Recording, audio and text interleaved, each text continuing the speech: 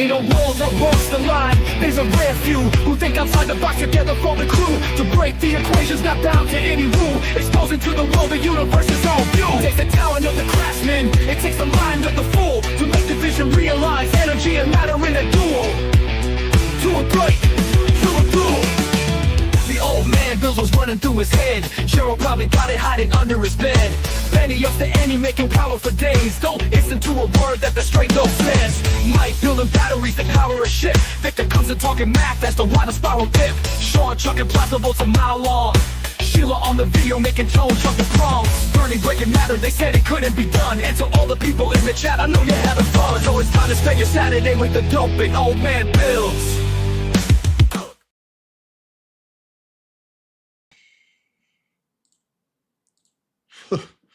Wow, I gotta love this StreamYard. Hello, everyone. What's up? My name is Nathan, otherwise known as Old Man Bill. Show will be here in just a little bit, man. We're rocking on today, guys. Talking about some gravity. There's some weird, funky theories out there, man, and I just don't understand part of them. So let's just get into it, man. Gravity in flat Earth. How does it work? I mean, oh, wow. Oh, man, now this thing's not working right. Oh, there we go. There's Joe. What's up? Hey, everybody. Dude, they keep changing the buttons on this StreamYard. They're absolutely driving me insane again. Nice, yeah.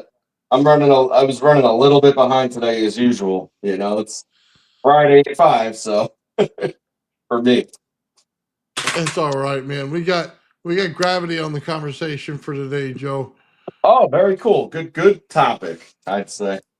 Yeah, well, you know, there's flat earthers, there's donut earthers, there's all kinds of weird things, you know what I mean? Is the moon hollow? I mean, there's got to be something to all of it. So what do you think, Joe? Well, what I think is that gravity is emergent. I think that it's a direct correlation to the relationship between matter and its exchange with energy.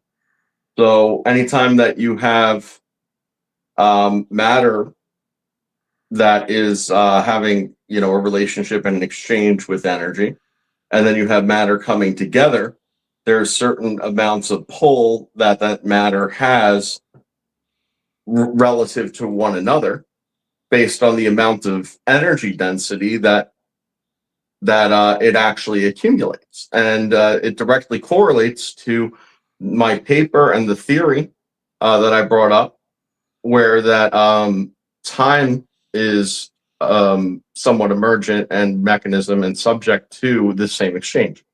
So the same things that make one thing go kind of make the other. And that's, although they haven't outright said that gravity is related to space and time, how can it not be?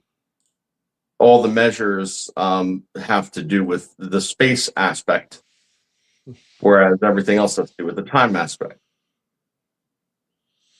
Okay, so let's just kind of go through it a little bit. We know they're emergent, right? So let's just put it out there. Space and time. How do I say? It's not space and time. I hate the link between that. It bothers me. Time and gravity are emergent. Okay, and that's one thing. But then geometry matters in doing this. So how do we get a flat Earth to have gravity? So let's just say entertain the idea for a minute. Like you and I both believe the world is a sphere, right? I don't think that's a far fetch for anybody who understands geometry. But let's just go for the flat earthers right now. Is there any possible way to make that gravitationally plausible? With something flat, I mean, for what it's worth, the geometry of the Earth, right? Although directly related to the gravity that we experience, okay, if you change the geometry, the forces are still there, Okay, but the relative forces lack the same vectors because you're going down dimensionally. Once you turn something from a sphere to a round disk, you lose an entire axis that exists and relationships because of that axis. So now your gravitational force, which would be outward of the sphere pulling in, would transform into centrifugal force, which is exactly what you would experience whenever you have a rotational plane rather than a rotational sphere. Okay. Well, so you're saying that it's not really possible because we'd fly off the end, kind of like the graviton machine in the old theme parks and stuff, where you get on it, it looks like a spaceship. You go climbing up the walls as the guy sits in the center, not even feeling like gravity works. Now, to think that you'd necessarily be thrown off the end is probably not the right way to look at it. Okay. It would just, you would experience a greater pull, and the vector of the pull, the direction of the pull would be different. See, when you spin a sphere and all of the matter is relative to the center of the sphere, everything gets pulled downward toward the center of the sphere in that circumstance. Okay, in the case of this, you would have a bias just outward. So it's not necessarily that you'd be flung off. Okay, but there would always be a directional pull, So toward your closest rim. would that mean that we fly or that we walk in the clouds? I don't know that any of that's necessarily the case because I just certainly don't think so. I think that it's you'd be more sorted, right? So if you want to talk about like natural, like evolution or natural progression of things would be sorted out the same as they would centrifugally, right? So you'd basically have the heavier types of things work their way out over time, but then the lighter things would kind of get sorted. So if you wanted to buy into evolution, animals or people or objects and stuff closer to the central axis point of rotation would probably be far lighter and smaller and made of less dense materials than that which is pushed out, because there would be an absence of dense materials toward the center. I don't think there's any adhesion effect when you're on a spinning disc. Okay, like the force vector's wrong. I Like you agree. said, it just goes out. It doesn't go down, and I think that's one of the biggest problems. So then, if you say if that's a problem, then we would have to stop the rotational spin of things, and then we just float around like the moon does around us. So you would think that we are the flat disk spinning around the sun, which means we don't have to rotate, right? And then the moon must rotate around us because we're special in that way, right? So I'm just trying to come up with a plausible theory, and I can't think of in any scenario where flat Earth has gravity, because gravity requires it to pull to the center, like you said, in a sphere, right? So it's naturally happening based on the geometry. In a flat scenario, if that thing spins at all, you're like a merry-go-round. You know what I mean? You're hanging on for dear life. You don't suck down. You start to go push outward, right? So okay, so here's an interesting thing. I'm going to draw a correlation. This is classic Joe, real time in the moment. Never thought of this before. I had given the example before, right, of if you jumped into the hole that goes all the way through the earth and passes right through the center, right? And I said that I never specified exactly what I thought would happen. I just always said, well, you would fall and fall and fall until you fall no more. Now, what becomes interesting is that statement and that thought experiment in this context, because the same as you have a difference in the magnetic, like in a magnetic field, when you have the outside of the magnetic field's interactions, and then you have the insides in interactions, and how they actually are kind of inverse of one another at a certain point, right? So geometrically speaking, if you were to jump into that hole, well, the point where you would fall and fall till you fall no more may not be actually the center of the core where everything's pressing inward on you necessarily. Okay. It may actually be geometrically where at the near the equatorial plane. Okay. Because at that point, the dynamic of being drawn in as opposed to being pushed outward centrifugally, right, is probably it goes into a diffuse state between on a curve, like a bell curve type thing, in the relationship between gravitation and centrifugal force. So hold So on. So does that mean we have a big hole in the center?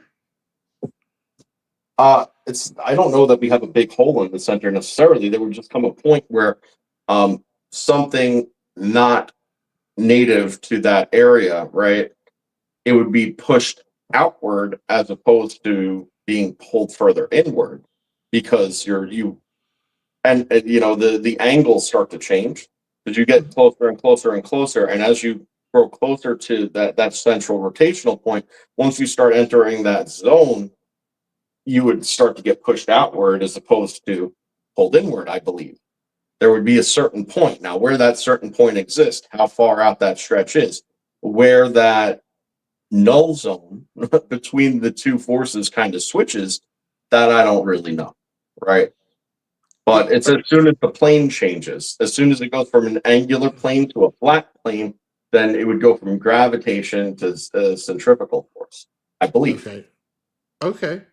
Well, would there be a civilization underneath it? Like, if we always think the top part, right, is where civilization would be, but if it's flat, would that mean the same thing occurs on the bottom side of it? Run that by me one more time. If it's flat, then it occurs on the bottom side. Well, Then is there ever a side that's up? I mean, think about this. If we were always thinking about it, the top side on the top has population, right? I got you. And flat Earth is a side on the bottom. Yeah. Right. Is there ever a point where what's down to us is up to them or something? Kind of like the camera just did. Yeah. Oh, yeah. Okay. Sorry. Yeah. I apologize. I have to do one quick thing. Take 1 second. Okay. Boom. There we go. Yeah, because I want to be able to see the chat. I'm sorry. I've been working on that. That's all right. Anyway, so if we think about this more from like a woo perspective, like look at something that's seemingly possibly unrelated, but maybe there's some correlation. If you look at South America and where the Aztecs and Mayans and stuff had all of their types of pyramids, and you look at their relationship to the equator, and then you look at Giza and all that, and you look at that relationship to the equator, what you start to typically find is that there is probably some kind of correlation. I don't know what that is off the top of my head. I would have to look further into that, but there's probably some type of correlation. Now, if they say that these civilizations go down, and they may well be further underground than they are above ground, right? And things like that, which kind of plays into the context of what you're saying, right? Now, the reason that it might be significant as to how far they are for the equator is that might actually be the start of the zone where the rotational forces change, right? So you might enter into a situation where you're going down and subject to gravity, but then all of a sudden the gravity changes and shifts from this direction gradually to that direction. Mhm. And then that basically, from our outer world perspective, could mean that there's walking on the walls going on. Yeah. So you look wait. at these. So funny enough, right? You see all these shafts that go all the way down, and they're like, what could possibly be the purpose of this? How could they possibly get down this? There's no stairs. There's no access. Well, what if the answer is simple as to what I'm saying?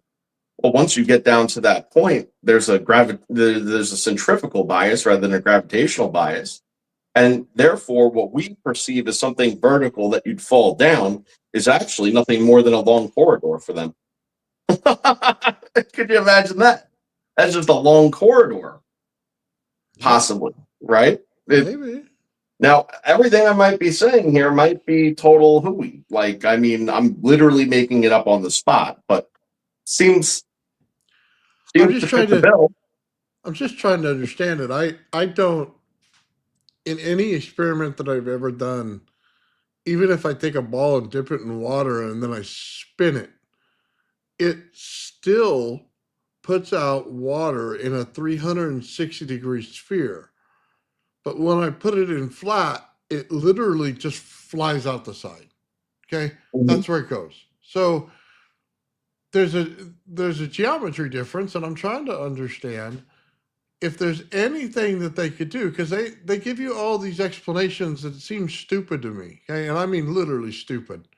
The Earth drops 6 inches for every foot, or something like that, right? And they'll say that continuously. Well, how the hell would you know? There's mountain ranges everywhere. You couldn't figure that out no matter what you did. Okay, there's no flat portion of the Earth. There's a problem with that whole statement.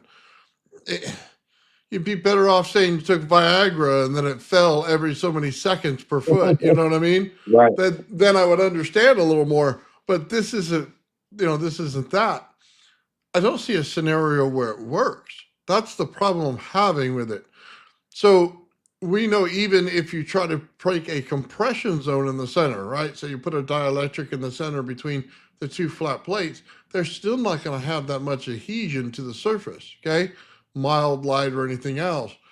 If you put a dome over top of it, how did you get half of a sphere for a dome? You know what I mean? And on the bottom part, if you said it went to a sphere over there, how did you get the spherical structure out of a flat one? Well, this is so dumb when you think about what I was just saying mechanically. I just was like half listening to you and half just imagining something real quick. Okay, Sorry, go ahead. I apologize. All right, but if you think about like a rotary tool for a second, I think this is an interesting way to think about it, right? So if you think about a rotary tool that has like a flat disc that's spinning at a high RPM, right? Anything that's on top of that flat disc, like Nathan is saying, right, would get launched off. But what that made me think about was, well, screw looking at the flat top of the flat disc. What about the side of the flat disc? Like, right? Because that's where we would be in reality, and we wouldn't be on the top. Right. And then I was like, so what would the forces be like when you're on the side of this spinning flat disc? It's got a little bit of width. There's a side to it, Well, it would be continuous G forces. G forces. G, G, G. Mm-hmm. Gravity forces. No, I get it. Forces. So it's crazy. You go from this You whole walk on a straight line around the planet. Yeah. launch off situation, but then as soon as you put yourself on the side, all of a sudden you go from being pushed out to continuously being pushed forward or back. And it's that continuous push of forward or back rather than out. Okay, that is the difference between centrifugal force and the centrifuge and gravity. that is literally the difference. And it would be just the continuous momentum change. That's mechanism at that point, right? So anytime you have a slight change of direction, in motion, there's going to be a force applied. And that force applied is the gravity. That's the gravitational relationship. What's deterministic of that? Well, size and rate of rotation, right? So if something that you're on is large, and the rate of rotation is therefore fast because you are on the outside. So remember, the further you get away from the center, the faster something travels, right? Okay. Like actual speed wise. Well, when you take those two things and plug and play, you realize that your G force would go up. Isn't that what you experience? Okay, hold on. So, have you ever taken like a disc and taped something to the outside of it, just on the disc portion, and then spun it? You mean the outside of the disc portion? Yeah, just on the edges, just something on the edges, and you taped it to it to see if it would hold. Well, yeah, it's far more stable than anything that you're going to try to adhere to the top. Well, I give you that, but it goes in the same force as it does the top. It doesn't stick to the side. No, it doesn't. The only reason that you think that is because it'll reach G-force failure, and as soon as it's broken from the side, then it has the rotational force that it's subject to, and the bias that exists when it fails, okay, is ultimately the starting point of its departure. So something would, it's still whipping around, it's starting to tear or whatever off. All of a sudden it tears off. It's got that rotational force stored up in it, and then it rotationally flings off because it's rotating. But that's only in the context if it fails. If you put something that is small on it, like it's going to be far less likely to leave the surface, that from the side as it would be the top, I believe. Unless if in the closer to the outer edge of the top of the plane of this rotational vector on the top, the greater that force would be, so the more likely it is to then be flung off. That's what I think. I don't know. All right. I don't think that there's a way to make flat Earth work. No. I'll just say it. No, it's a bunch of bullshit. It always has been. Yeah, I don't understand why people think that. It's people love a good story and conspiracy, Now, I'll say this: if you were, I want to say it. Say we were in a different time, and in that time, everything was frozen around us. And if we went to the far left, there was ice. If we went to the far right, there was ice. If we went to the top and bottom, there was ice. Then I would conceptually understand your point of view that flat Earth would be 100% real to you because there's nothing but ice all around it, right? And then you go, well, the only zone that we can walk in is this little portion that seems flat to us. The river's flat, the ground's flat, the mountains go high, but there's, the rest of it's a plain. Then I would understand it. And I guess conceptually that's the way that they see it. The problem is we're not in an ice age and we know better. Yeah. We're not in an ice age and we do know better. I mean, I think that it's very amusing, some of the arguments these people come up with. I mean, so like if nothing else, it's like, man, you just won't accept reality and know for an answer, so you come up with all these why nots and how you can'ts, and some of them are fun and kind of make sense, but it's like being a good lawyer or something. You could always look at the situation and try to justify it, based on things that we could all agree on. Like, isn't that how that works? Like, it's exactly how that works. It's exactly how that works. It's like, oh, well, you agree with it in this context, huh? Pot call the kettle black, hypocrite, that sort of thing. No, like they make some good arguments and stuff, but that doesn't make it any more true. That's for damn sure. Okay. So let's go on to the second one. Let's look at a toroid. Okay. And hold on, let me just go back to flat Earth real quick. I think a lot of people because of the way they do space-time and the way they present it, okay, that they completely believe flat Earth is real. And I'll tell you why, because they think we live on a grid structure that's flat. And this is what screws with people, okay? It's not a flat grid structure, it's a full grid structure, an X, Y, and Z axis. If they didn't put the Z axis, they'd be laughed out of science, okay? Let me just tell you that right now, okay? When you only think of X and Y and you go like this and you go, man, we're on a grid, and then everything populates on a grid, it screws with people's minds. It makes them think, hey, flat Earth is real. If we live on a grid and everything populates on a grid, and then we make our warp bubble like this on the side of a grid and we ride a wave on the grid, then we must be on a flat Earth, right? That's got to be conceptually right. All right, so check this out. If you just want to say, if you want to give credence to the fact that to what I just proposed, which is that centrifugal force and gravity have a direct correlation and would disprove flat Earth. If you're a flat earther, you just turn around and be like, so who says it spins around and we're at the top? Who's to say that we're not doing a flip flop? You know what I mean? Like, so the flat of the sphere is what's turning rather than it turning flat on a disc, right? See, because then the vectoring is correct for them to have gravity. This is what I'm saying. You could come up, you could sit there and use like what I'm making, which is a valid, good point, right? Uh-huh. Something that's probably like it's at small scale observably correct. All right. But then you could sit there and take it onto this big scale and just be like, well, okay, so change the axis point of rotation. There you go. Bang, all of a sudden it works.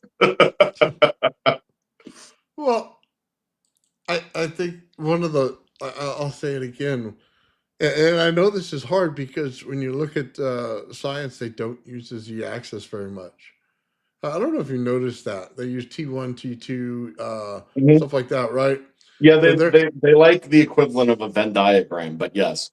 yes.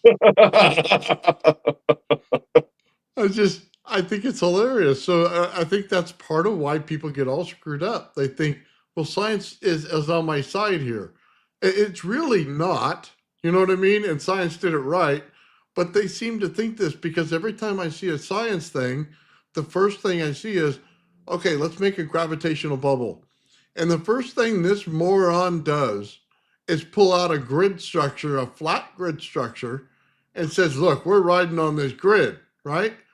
And then everybody and their mother starts to think, hey, there's a flat space behind us, right? Somewhere. But there's not. It doesn't, space doesn't work like that. Space is an open thing. You wouldn't know if you're upside down or not in space. Okay? You'd have no understanding of it. All right, so I'm gonna say something that I feel like I believe, but like this is out there, man. This is out there. All right. Your standard old sine wave, your AC sine wave. Okay. It has a gradual fluctuation up and down, right? Does it not? Go ahead. Okay. I think I know what's going. Hold on. What happens when you take it off of the 2-axis measure? Well, what you end up realizing is that there's really no gradual amplitude fluctuation, that there's a dimensional differential, and that it's actually phasing out the proportion of the exchange upper dimensionally and then re-entering. Oh, what about that? So every time it goes up, okay, it's coming back in. And every time it's going out, it's cutting back out portions of it till it reaches its least amount point, and then it comes back. And guess what? Realistically, it's on the other side of Planck's scale, because if you look at it, there's no actual fluctuation to give a frequency definite, right? It's just a constant high and low state of amplitude potential, positive and negative of your differential. And you actually have a geometric dimensional phase shift that's occurring over time, because time is the mechanism of that exchange. Whoa, what the hell did I just say? Well, what I just said is that a sine wave is legitimately just a geometric dimensional transfer that's occurring with the mechanism of it being time as a byproduct. Okay. And because of that time, you could observe the phase shift up and down, which gives you a pretty little up and down wave. What about that? It's crazy because all you have to do is add the axes to the graph. It's all you have to do. Once you add something going in and out, okay, to your cross, well, all of a sudden you see where that phase is going. Mhm. It's just exchanging. Well, the whole, oh my God, get me started on the oscilloscope. The whole problem with that is it's not dimensional and it screws up everybody's thought patterns of actually how energy works. So if you were to take just a straight cylinder or a wire, if you want, and put a half bubble on it, and then spin it around it in one direction, then you would have more of a better understanding of what's going on than you do on any oscilloscope that goes like this. We get lost in a wave pattern, but when they start describing things as waves, they're way off on what they actually look like. You Mhm. you may think it looks like this on your oscilloscope, but it's more like dropping a pebble in a bowl of water, and then they come up like this. You know what I mean? And you say, well, Nathan, if you cut it from the side, it's the same thing. It's not. So It's literally the proof not. of what I've the proof of what I said, is wild and out there as it sounds, is actually already there in known science. Is like everything I say, because I correlate it based on what we know, but we don't say it the right way all the time. So we know that these energies, anything that we're detecting as just a basic sine wave, okay, on an oscilloscope, we know that it's caduceus in its nature, okay. Another word for caduceus is helical, right? It's it's a helix. So what you start to realize is that you're only picking up a portion of the helix. The portion of the helix that you're picking up is the phase, the gradual phase in and out that it's passing through that sensor line. Okay. And the measure is of that sensor line. But what you end up realizing is that when you look at the helix, okay, it maintains its diameter, okay, which is directly correlated to what we perceive as the frequency. However, because it preserves its diameter, that means that its power, its energy potential is always the same. The amplitude is always the same. Okay, it's just that that amplitude is phasing in and out, and I it's don't know that the amplitude's always the same. well, if it's okay, That's a not condition that when was it's something else. passing through and it's giving you the sign, it's not okay, because that's what we observe, and it's not okay. But if you back up and you see the whole picture and you understand that the movement is not like this, okay, it's like this, okay, and you're only getting the reading at the center, basically, or at a certain point, okay, Mhm. what you end up realizing is that what is deterministic of the amplitude that you're observing is the maximum's extent at any given time of the diameter of the helical trajectory. Okay. Okay. But the thing is that it's maintaining that diameter through its helical it's traversing in that Yes. fashion, right? So that means is that if you stop looking here and you have a lower than maximum amplitude reading on where you pause time, right? Well, if you actually just back it up and look over here at the same exact point as at the highest point, just somewhere else. You see, it's always that diameter. It's So, always that so diameter at a set volts and amperage. Yes. right, so that diameter is deterministic of what the frequency is, because the smaller the diameter, Yes. the faster the frequency. But I So say the condition because you have to verify the volts and amps to get that height to or keep that same diameter going. yeah, or I should actually say there's a direct correlation. It would be the higher the frequency, the lower the amplitude, because there would Higher, be a direct correlation there. If no, the if higher the frequency, the higher the amplitude goes. the higher the voltage goes, the lower the amperage goes.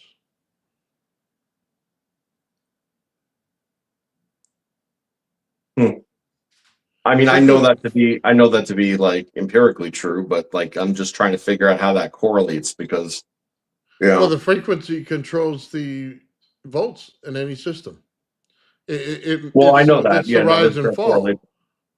fall. Yeah, So if you just want to calculate the amps, you'd use a pulse, which they do in DC. That's what they're doing. right. They're not calculating the voltage. The voltage is the height. Yeah.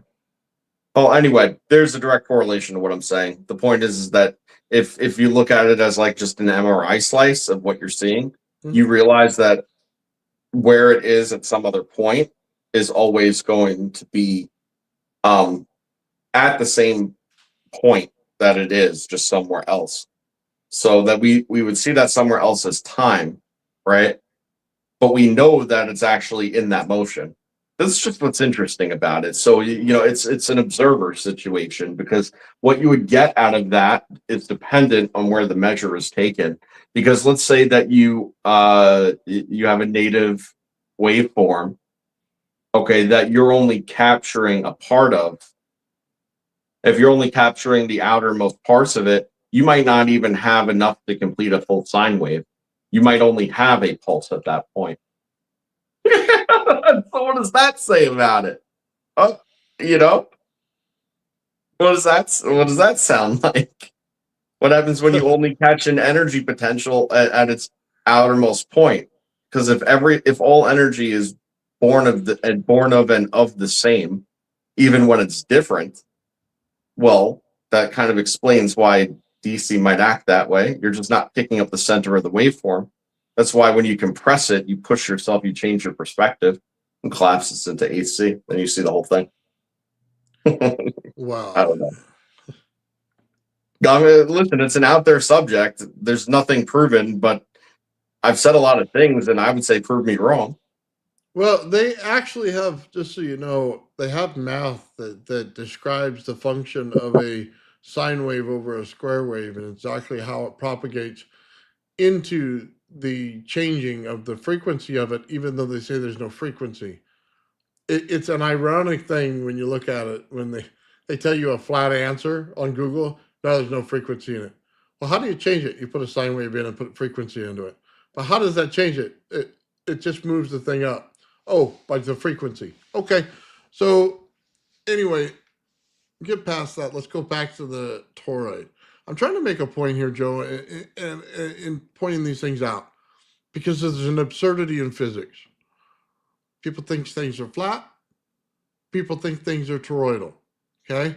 They think that's how nature works. So I just want to explore the idea because it's going to come down to a simple truth. Both of them are full of shit, and I know it. And anytime you do the math on it, you should know it too, unless you were convinced by the flat grid, unless you didn't know how to use a z-axis, and Mhm. unless you didn't understand, like you were saying, in a motion around something, then you think everything's fucking toroids and flat and everything else, right? You don't Well, understand what things really are. well, isn't it funny that they say that there's 26 dimensions of space? Which is Okay, just stupid. okay, but and then we talk about axes, and we start from the very end at the, you know, X, Y, and sometimes if you're smart, the Z axis, and then it's just a little funny to think that the alphabet that we settled on, that was basically, finalized within hundreds of years of, or a couple hundred years of the science that followed, right? Um, has 26 characters in it, and we choose to represent it with these letters. you know, like what does that kind of say? I mean, there Yeah. might be nothing there, but I mean, you see where I'm going. If No, I if get each it. if each axis is a dimension, and we name it with letters, and there's 26 dimensions, there's also 26 letters. That's what I'm saying. Okay, well, it's like saying the number 137 and they wonder why it's special. I mean, it seems pretty self-evident. Well, could add the 5 if you wanted to, but I doubt they ever do. But let's let's look at the toroidal situation, okay? Because this one absolutely drives me nuts. Okay, more than the space time likes to, because and it's not the fact that the way they wrote it is wrong; it's the way that they show it is wrong. Is what really bothers me about it, because they devoid the z-axis in most of it, or they think it's just a hole. God, it just bothers me because there's a better way to do it. That's why it bothers me. If they just use regular, simple geometry. Anyway, it, let's just talk about the toroid for a minute. Is there a possible scenario that the Earth could be on a toroidal? Or The a Earth is toroid? toroidal. Yeah, the Earth is toroidal. Like the one like a donut. We're not talking like a big sphere of when it's toroidal a little bit. We're talking a donut. No, not a donut, like the big sphere kind. And aside from it being a big sphere kind, it's evident that that's the case because look at the manifestation of our magnetic field. Those magnetic fields don't exist without those geometries. They don't exist without the flow of energy in those vector directions.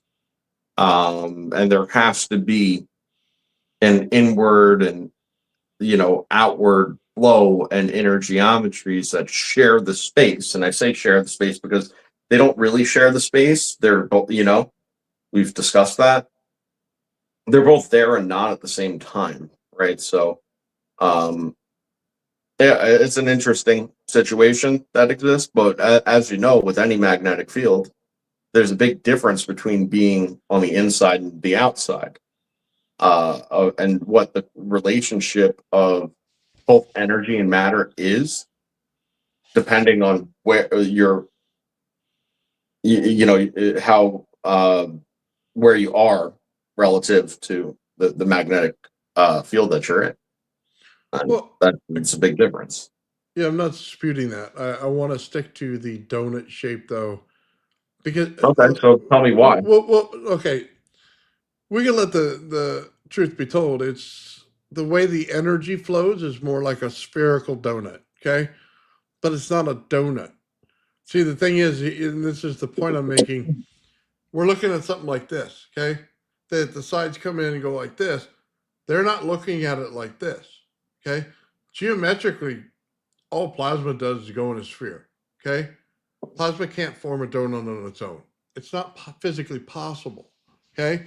They force it to happen that way, and it's because of the pressures you put onto it. So that's what I want to get at here. Okay. And Well, you do there's have a no, point, by the way. Like, I'm throwing it out there yeah, because like the it's not one donut though. There'd be two donuts, and the way that they work, you can observe, and the reason you could observe it is because that's only a portion of the spherical geometry. It's your favorite one. It's the eddy currents.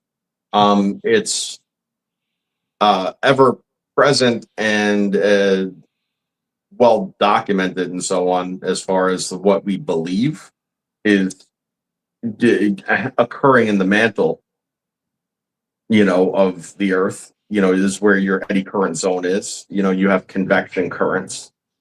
Convection currents are directly correlated to the relationship with the poles in the equator. mhm. So, that's where your donuts are, man. And there's more than one because they have to be. They're rolling off of each other at the equator.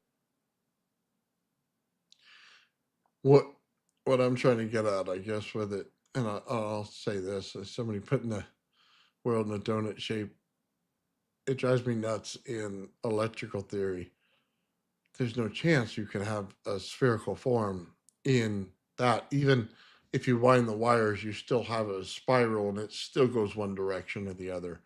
It's never a steady donut. Okay, and geometry matters in a lot of this, along with flat Earth. And so we look at it, without the spherical shape, there is no Earth. It doesn't exist, and it Yeah. doesn't have life on it.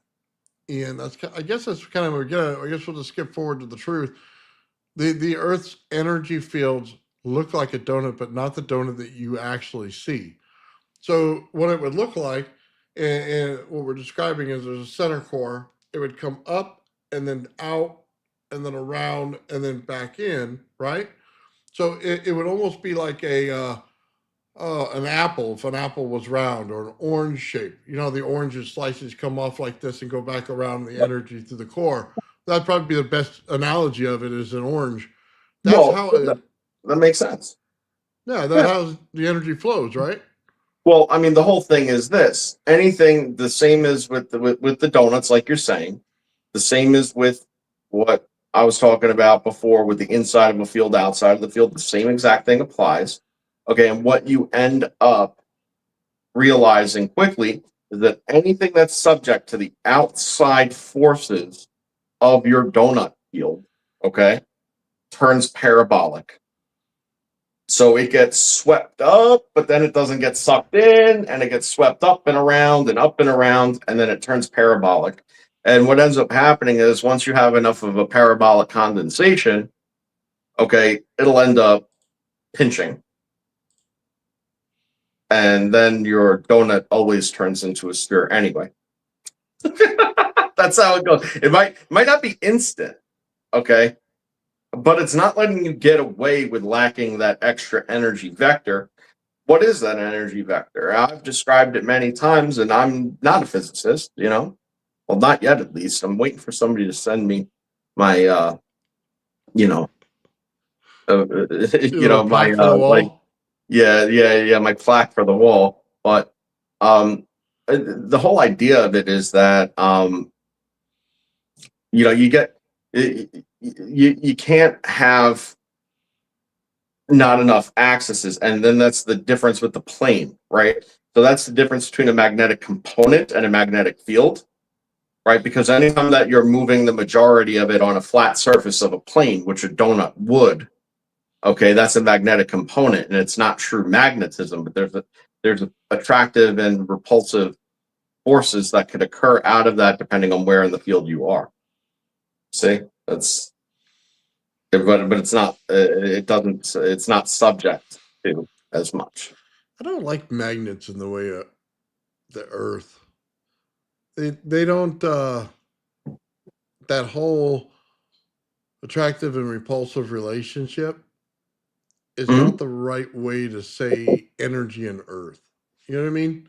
It's Right. more like there's more energy on one side than the other, or you know, something like that, because it could flip in between the two, depending on how you look at it. And I come from the perspective of, if you said that it's a bipolar testicle, it depends on where the number one coil sits on that actual coil.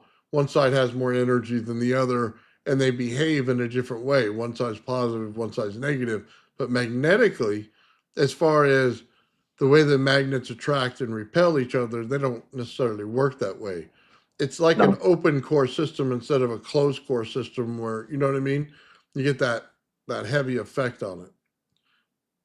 See, what a lot of people I think kind of miss the point, and this is one of the huge things with Rab, and what Rab kind of proves out is that you could have two things that are would usually attract one another, okay?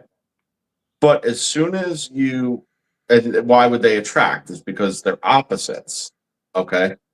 But as soon as you change the relationship, okay, and you have them headed toward each other in a, you know, in a parallel fashion where they're going to cross like this, but headed toward each other, okay, they no longer attract, they repel.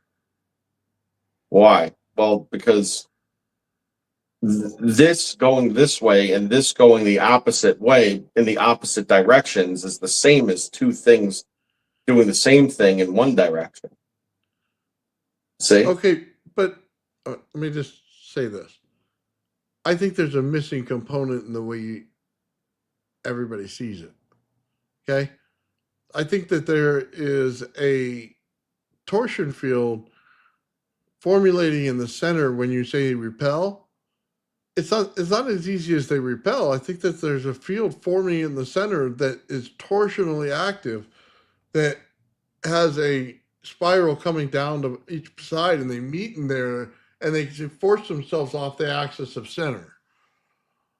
Does that make sense to you? It's not that there's it pushes against each other so much. That there's a toroidal field in the center, not allowing them to push themselves together. I mean, honestly, that's I agree with that entirely, because anytime that you have um, opposing forces that are actually working in conjunction with one another, rolling off of each other, you know, you're going to have your torsion boundaries. You know, and the torsion boundaries are interesting as they add to the system rather than detract. They add to the system rather than detract. It's sort of like, you know, one spins faster, so it spins the other one faster. And when that one's running out of gas, the other one's spinning faster and knocks the other one up. And it leads to a stability of the ambient average between the two. And there's very little losses because they're just simply rolling off of each other. And that's where the luminosity of it comes into play, for sure. So I mean, I tend to agree. And this is how you end up having vector direction, okay, that is manifest of certain electromagnetic properties. And then you can change the phase of the electromagnetism without necessarily interrupting the vectoring, you know, is because when you add the geometry into it, it's following the same line. So it's not getting hung up. It's not hitting resistance. There's none of this, right? Mm-hmm. But it's changing what it's doing in relationship to the rest. So then it could go from having a magnetic component collapse into a scalar component, have that scalar component reach a point of interruption, and then bang, all of a sudden it's a current. Mm-hmm. You know, if you look at it, the line has never done anything other than travel along its path, like unbroken in a good way like that. Right. It's So, breaking the path that's disruptive. so if we put a torsion field in the center, now we look at the energy of the Earth and how we think it flows, right? So we see it as a sphere, and we see it as the S shape, right? It just simply goes into how it directionally pulls in and then back up into it, right? So it's got to spin left and right. And while it's spinning left and right, it's got to go back up and into it, right? So that's why I say there's a torsion field in there, because it's pulling the energy that way. It's observable that we're getting it through the North and South Pole that way. One pulls in while one's pushing out. The more energy pushing out on the top, while the less energy pulling it in on the bottom. I agree, and that's definitely the way that you know, we've been describing it and everything like that. It's you know, it's dead on. I mean, what do we have here? Cellophane. If my visual is correct, then we don't need a 4D component because I don't use quaternons or 4D component access. I mean, yeah, I mean, I guess, but when you don't use a fourth dimension in these things, what you end up with is quantum mechanics and the whole idea that, believe us, these things happen behind the veil that you don't ask about, you know, and it's like, believe us, it happens, we observe it, but we don't know where it goes in between point A and point B. So we're going to say that it probably is there all along, but not, you know, it's like you just end up with a whole bunch of missing. Well, here's the answer: balance unbalanced. So Yeah. without the 4D component, you have no balance. That's okay. So let's look at the actual magnetosphere of our Earth. On one side, it's it's got like a C shape, okay, but on the other, it's not. It's like an infinity. It goes like this. It opens, it curls around, and then comes back. The reason it does that is because the 4D component's over there, and it's creating a field for it to go around it. it recognizes it even if you can't see it. Yep. The field recognizes it's there. Yeah, so he's actually building on, and I like the points he's making, this guy, right? So it says that the poles connect through a spiral, like, and twist to a point, and he likes to think about it like a cone. And I mean, trust me, I agree with you wholeheartedly, 100% with that. Now, the thing is about the energy exchange of these types of fields, right? And you're talking in relationship to matter, right? And in this case, a planet, let's say, right? You have these channels that you're describing. However, the channels do not necessarily directly correlate with the matter that they are subjected to. So, what does that mean? Well, I mean, what that means is that it is doing it and it's there and it's present. Okay. But other things are also happening too. And there's a non relationship between some of the things that are going on the inside of the Earth, let's say, that are observable, while this energy transfer is going on. Well, what that means is that it's both there and not there simultaneously. And the best way to think about it would be like a tunneling type effect. Okay. It's sort of like if I was to say, well, I'm the only one in this room right now, but in all actuality, there's somebody else in the room too. We're just not interacting with one another and we can't perceive each other or there. It's, it's like a schizo or something, like something. It's like, right. And basically, adding in the fourth dimension is schizophrenic, but but that's sort of why that dimension is actually necessary. Because what you would observe is what Nathan is saying about the donut and the convection of the eddy currents. You'll see that. Okay. What you're not going to see is the central energy exchange that's occurring. Okay. Because it's not affecting those other processes. Now, one does not exist without the other necessarily, not in its full values. But at the same time, one does not directly correlate with what the other one's doing. Well, hold on. So let me speak on that for a minute. Sure. It has to go to a pulse, okay, between the two. Remember when we did the two halves together? One would be bright and then the other one not be, and then they switch back and forth, right? What if we looked at it on a different scale? We see the 4D image and we see the 3D image, right? We see our Earth, we see the light image in the thing where it knows it's there, right? What if that's all it's doing is dimensionally pulsing between the two? That's what I was saying. That's what I was saying about the waveform earlier.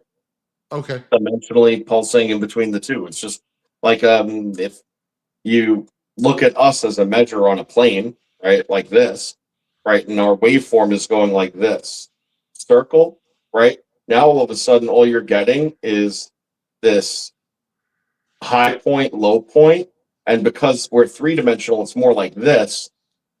You're getting this variation that appears to be a variation of the amplitude fluctuating between a high point and a low point. But in reality, all you're doing is you're not seeing the part that's leaving the point of the hand. Mm-hmm. So you're only seeing the relative part that's inside the point of measure.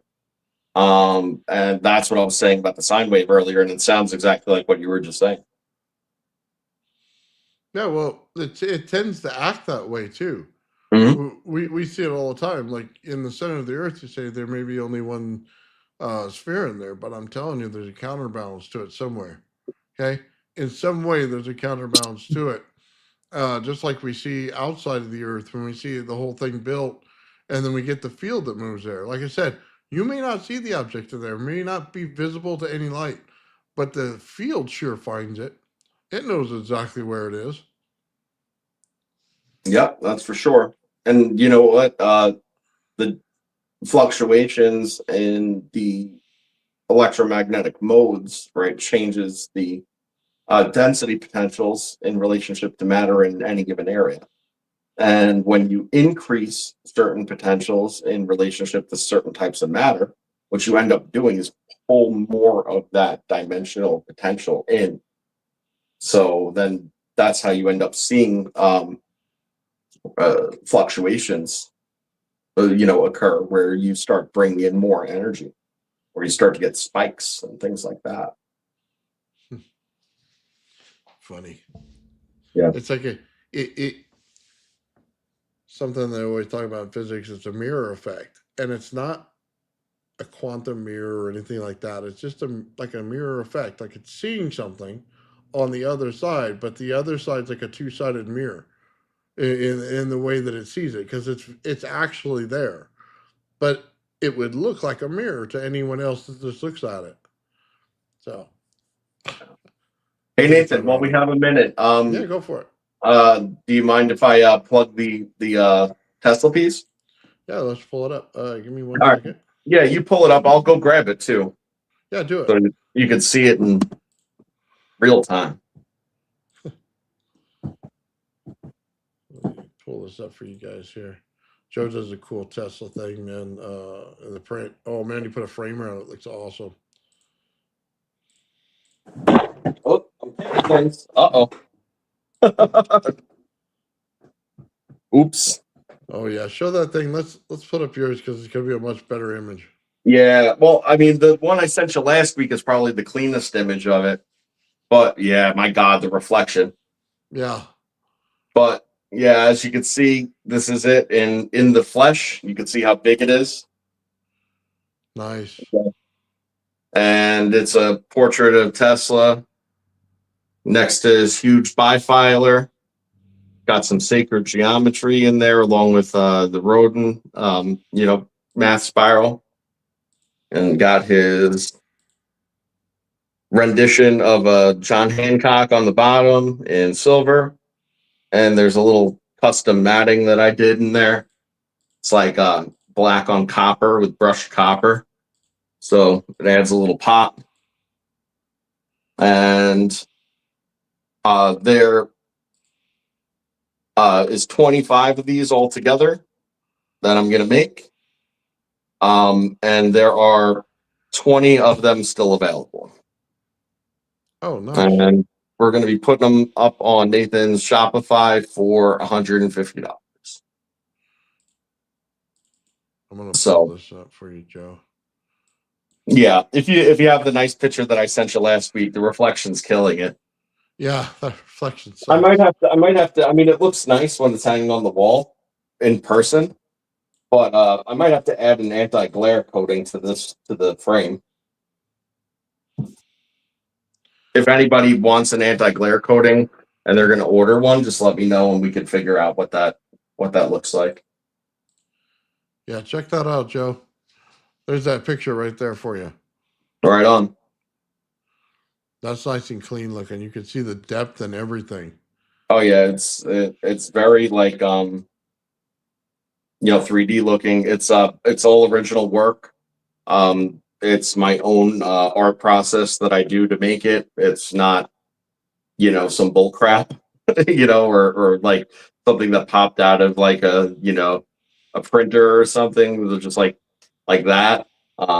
It's real original art. Each one I'm doing from the ground up manually, and I think that it's definitely going to look nice in my office. I'm going to tell you that.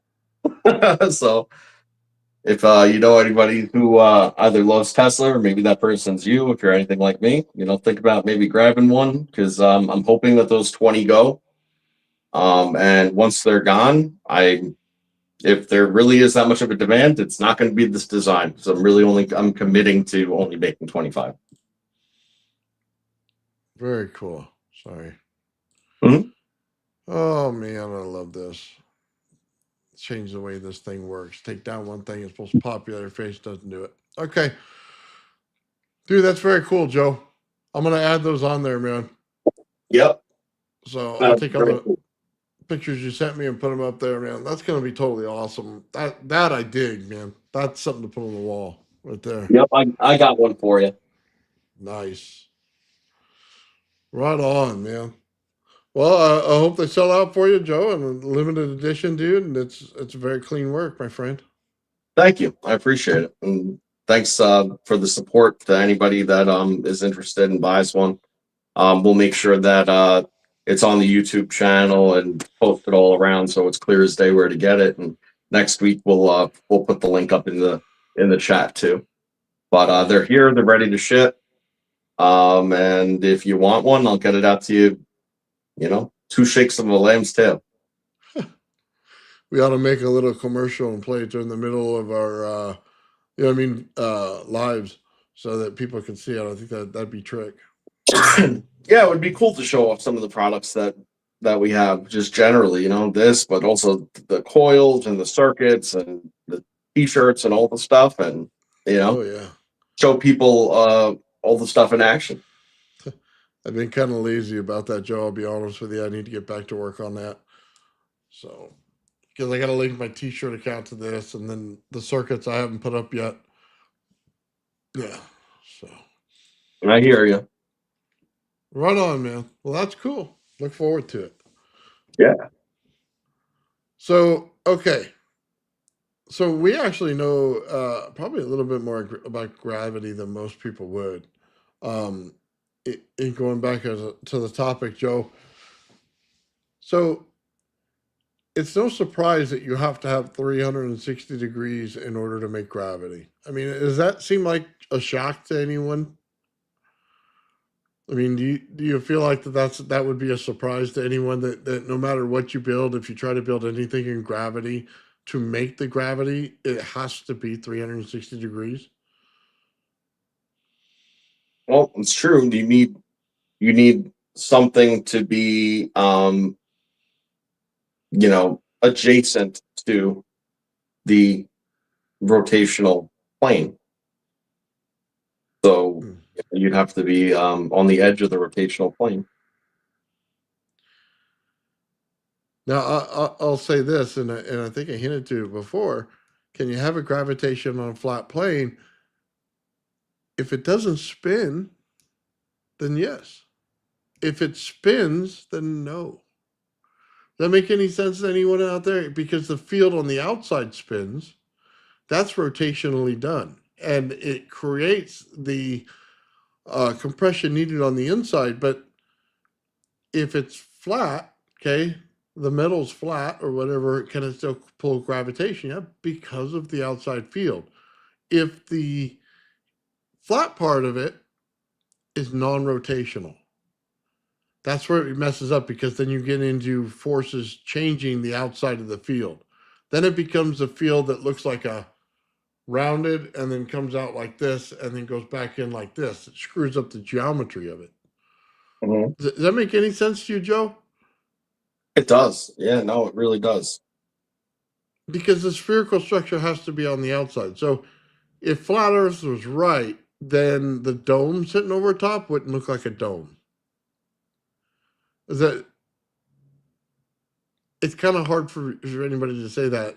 Yeah, no, it wouldn't be a dome. It would be pushed out. A The dome would, it would actually be a ring. It would be a ring around the edge where the condensate is. Right. Yeah, a massive ring out there. Right.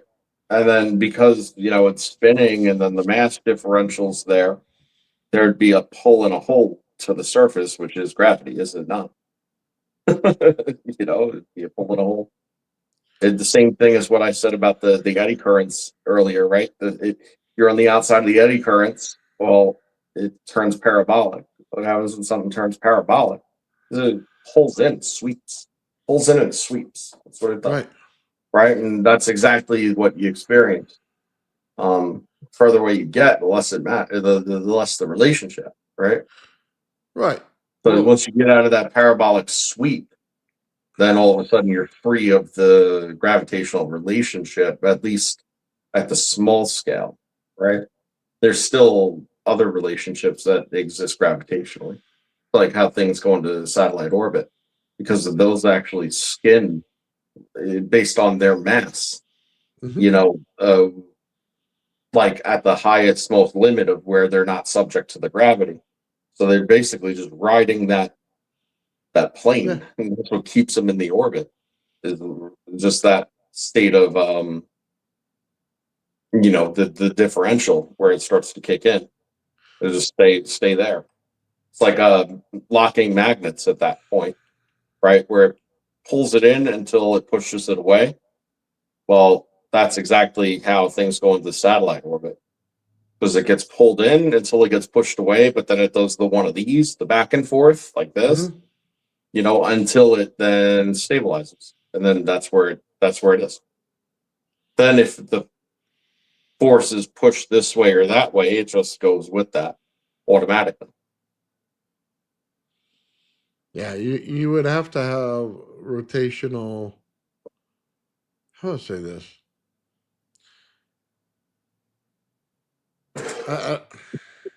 You have to have rotational spin in the field to make something flat work. And the flatness part has to stay as steady as humanly possible in order for that to work. Any centrifugal force from that flat disk sends the whole system out of whack completely. It ruins the whole effect. So it no longer becomes a field force on the outside, it becomes centrifugal force on the inside, okay? Which then dominates the outside shield, which then can no longer contain anything like it.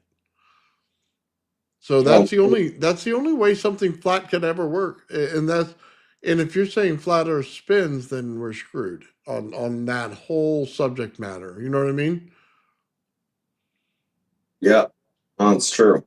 Well, if you think about why the sphere is so significant, it's because of the rate at which it expands in relationship to the axis, right? So if you think about the axis as a single point, everything grows out from that point. And then once you get to the equator, everything reduces until that other point on the other side. Now, if the relationship is like you're on the top of it, well, you slide down, but then it's kind of pulling you back up. It's like this downward, upward, that's an offset differential, right? And then if you were to try it, like, put that on a grid where they cross, right? Where you're falling as fast as you're being drawn back, right? At that point, that's your gravitational effect. Mm-hmm. It's just when you take these factors and you cross them, this is what you come up with. And this is why when you go up in an airplane and you're no longer relative to the Earth's surface, but you're still within the gravitational pull of the Earth, you're now relative to the plane. So if your rate of fall is a certain rate and the plane is able to match that rate of fall, well, that's your equilibrium at that point, and you're weightless. You see, if the plane actually descends faster, then you experience G-forces. If you're strapped in. If you're not strapped in, then you hit the ceiling, right? You see this in car accidents all the time and stuff like that, Yeah. when people aren't wearing their seatbelt or whatever, right? So this is high school physics, but all of this high school physics explains what gravity is when you look at it in relationship to each other. And these are all things that we know goes. That's how they do these zero-G planes and stuff, is they know what the terminal velocity fall rate of a human being is, regardless, and they're able to descend at exactly that rate. And by doing that, you become weightless. There you go. It's because of the curve. So when you're stuck more to the surface, it's because the forces that are working against you have equalized with the forces pushing down on you. You cross those two; those are your two differentials, and that's your gravitation. Okay, so let me say this because it's become important. The spin isn't free. Okay, so when you assume the spin is free, you get gravitational forces that look stronger than they should be because you're artificially spinning something. Okay, and this becomes important on how fields work and how strong that physics measures them, because where we see a vacuum, when you spin it without the spin being free, physics doesn't see the vacuum so much. we see compression. Physics doesn't see the compression because their spin's free, right? Anytime you take a motor and spin something, you see it as free spin. Therefore, the things that are used to drive that motor are not accounted for correctly. Your counting's wrong. So there may be more things than just mass driving this, because when you say it's mass driving it, you're saying spin is basically for free, which Okay, you're no. not accounting for So, the other parts of it. so the other part of it though is the energy exchange, right? So Right. whenever you have mass, right, and it's in an energy exchange, then there's manifestation of electromagnetism and all of its components. That then becomes mechanism for the spin, and the correlation between the spin rate and the amount of energy exchange in which occurs, okay, is directly then correlated to the mass, right? So that's how the mass gets tied up into it, is because the bigger it is, the more potential it's exposed to. Okay, but then also falls into this weird state of its spin rate and how fast it's going to spin. It's the exchange rate, like I said, that I believe is mechanism of time, and we know that time and its effect, okay, is what Einstein had from day one said is directly correlated with gravity. But in my opinion, Einstein got it wrong. It's not that time is distorted, it's that time is emergent of the exchange. Yes. Okay. It's emergent to the exchange based on the exchange rate. Okay. And so is gravity. So therefore, there's a correlation between the two. Okay. But it's not because this, then that. It's not that. It's because of the exchange, both of them. And that's really it. So how do you turn it off? Right? Well, I mean, you turn it off by changing these numbers of So the exchange rate, relative to your locality. I got a question for you then. Mhm. Is what we know as mass, rock, stuff like that, okay? Does it make gravity less or more? If you say the other side of it would be plasma gas, things like that. I mean, that's hard to say because there's certain types of materials, right, that are um, much more capable of locking up energy, right? And if you give credence to what I've said about the relationship of matter and energy, and how energy is always trying to return as much matter to an energy state as possible. That's its entire goal. That's why all the magnetic effects manifest, is in this effort to bring it back into an energy state. Okay. But matter is tricky and locks it up. Right. So we know that certain types of matter lock up more energy than others. Which is interesting because, like, when you think about it, you have like conductive metals and stuff like that. And you would say, well, I mean, that must like lock up a lot of energy then, but it doesn't. See, that allows for the energy to become transient. It'll store a certain amount up to its capacitance. Okay, but ultimately, it's just allowing it to be transient. See, the stuff that really locks up energy is anything that's it has to do with hydrogen, or is a derivative component of hydrogen. That's why water locks up so much energy, is because the oxygen just literally traps the hydrogen into a state where it's stuck in a cycle of, if it breaks and it doesn't escape and return to an energy state, the easiest way is through combustion with more oxygen, turning it back to water, locking it up even further. And as long as the oxygen is hooked up to that hydrogen, it's that all that high potential energy matter is locked up. So you have a lot of energy that gets expended externally, okay, and will bring and draw in more and more energy to actually address this water situation. That's how that goes. Like, and when it's in a liquid state, more so.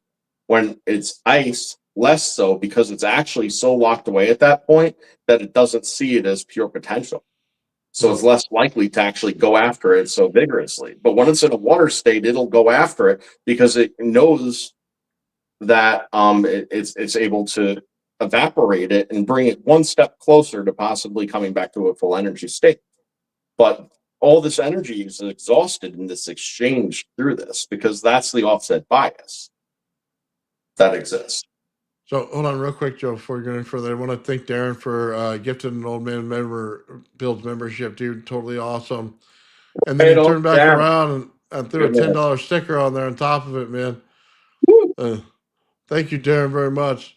Like Ani said, man, Old Man Bill's brought to you by Darren. That's right. That's it. Taking care of us. Yeah. One of the most generous people on YouTube, brother. I appreciate you. Totally taking care of us. Thank you very much, Darren. So I think honestly, the more mass something has that's qualified mass, or how would I say not qualified, that's something that we would recognize as mass that brings extra weight. Maybe weight's a better way to say it. It slows down the gravitational effect. So the energy is being used up and spinning that thing. So it has a less of a gravitational effect where, say, Jupiter is mostly gases and plasma, so it can spin much faster, you know what I mean, without anything slowing it down. So its gravitational pull may be higher. The sun, no real mass there, right? Gases, plasmas, so things like that, you know what I mean, has a higher gravitational pull to it, okay? It can grow in bigger sizes, things like that too. So I think the less mass in an object, but the more gases in the size of the field helps in gravitation. Well, if you think about it, most of the matter that has the highest energy potentials, okay, are also generally pretty damn volatile. And what you end up seeing out of that is super interesting, because then it tends to be organic, which isn't that crazy that the energy, right, has interacted with the matter in such a way to animate it, to actually bring the two together to lead to the most volatile, high energy substances that we know. And what do we know about these organics? Oh, they're all light. They're all super light compared to the pure form of the constituents.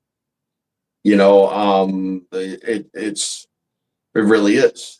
You know, and it mostly is water too, because the water is what holds it all together. You know, it's just very interesting to think. Yeah. Well, I'm on the same lines with you, Joe. I think that's why we're seeing more gravity out of gas giants than we do out of, ordinary planets. And then we'll probably see even a higher gravitational effect the more moons they have. And there's a correlation going on throughout the universe. I just say, just watch out when you get to gravitation and you always say it's mass. Just remember that there's an energy source moving that. It's not a drill moving that ball that they show you in physics. Because in that way, even if they calculate that, it's not the same as trying to make a motor run without it. I mean, try putting that motor in the center and trying to come up with some kind of different energy sources to make it run. It doesn't quite work the same. Doesn't Okay? work the same. But Well, if you there's put a some ram in the center, you'd have where it would work better. There's other circumstances where it won't work at all, which is interesting. Because I mean, well, if you think about it, whenever you spin a magnet, right, and it's in a coil, right, you know that fluctuation, the flux, right, yeah. is what is enticing a current state to occur, Well, that's because you have already a vectoring of energy stored up in these magnets.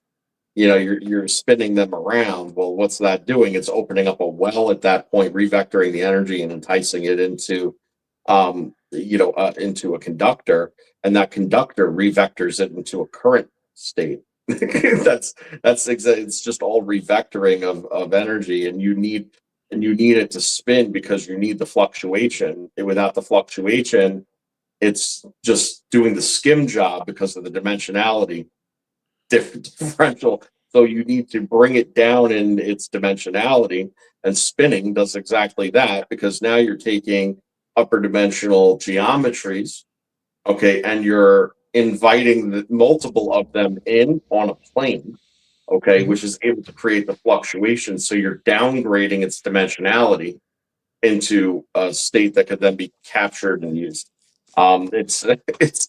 Everything just plays a role right into my theory as to exactly how these dimensional exchanges are it. That's the deal, Yeah. and why do you need to reduce a magnetic field's dimensionality in order to induce a current?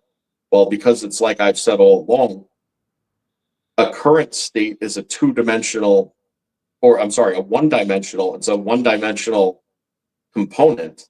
Okay, so you need to bring it down to 2D and then capture it in a straight line in order to reduce it one extra.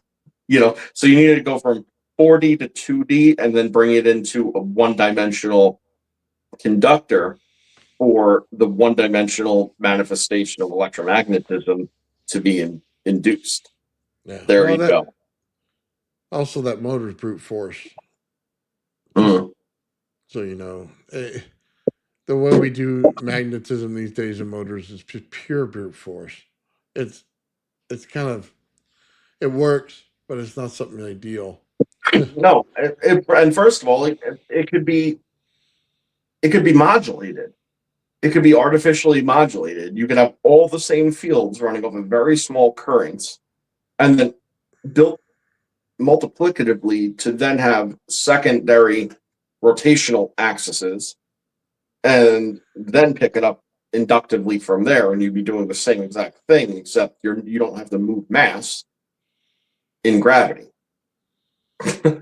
So you do away with the resistance at that point, because magnetic fields aren't working off of resistance. You see why? Uh, Because uh, they're higher dimensional. They don't have the same resistance. They don't have their vectors are free of the matter. They're actually pushed out from the matter. yeah. Okay. So check this out, Joe. Something interesting about magnetic fields that people don't really understand. We judge magnetic fields based on your copper iron relationship, right? But what if you change the material? Does it still show up looking like a magnetic field, just a weak one? Mhm. But how many different kinds of metal are in the planet? How many things would be identified that could be magnetized? Well, everything has a magnetic component, because the very bits and pieces that hold it all together are working off the same vector forces and energy potentials as above, so below. That's No, no, how. no.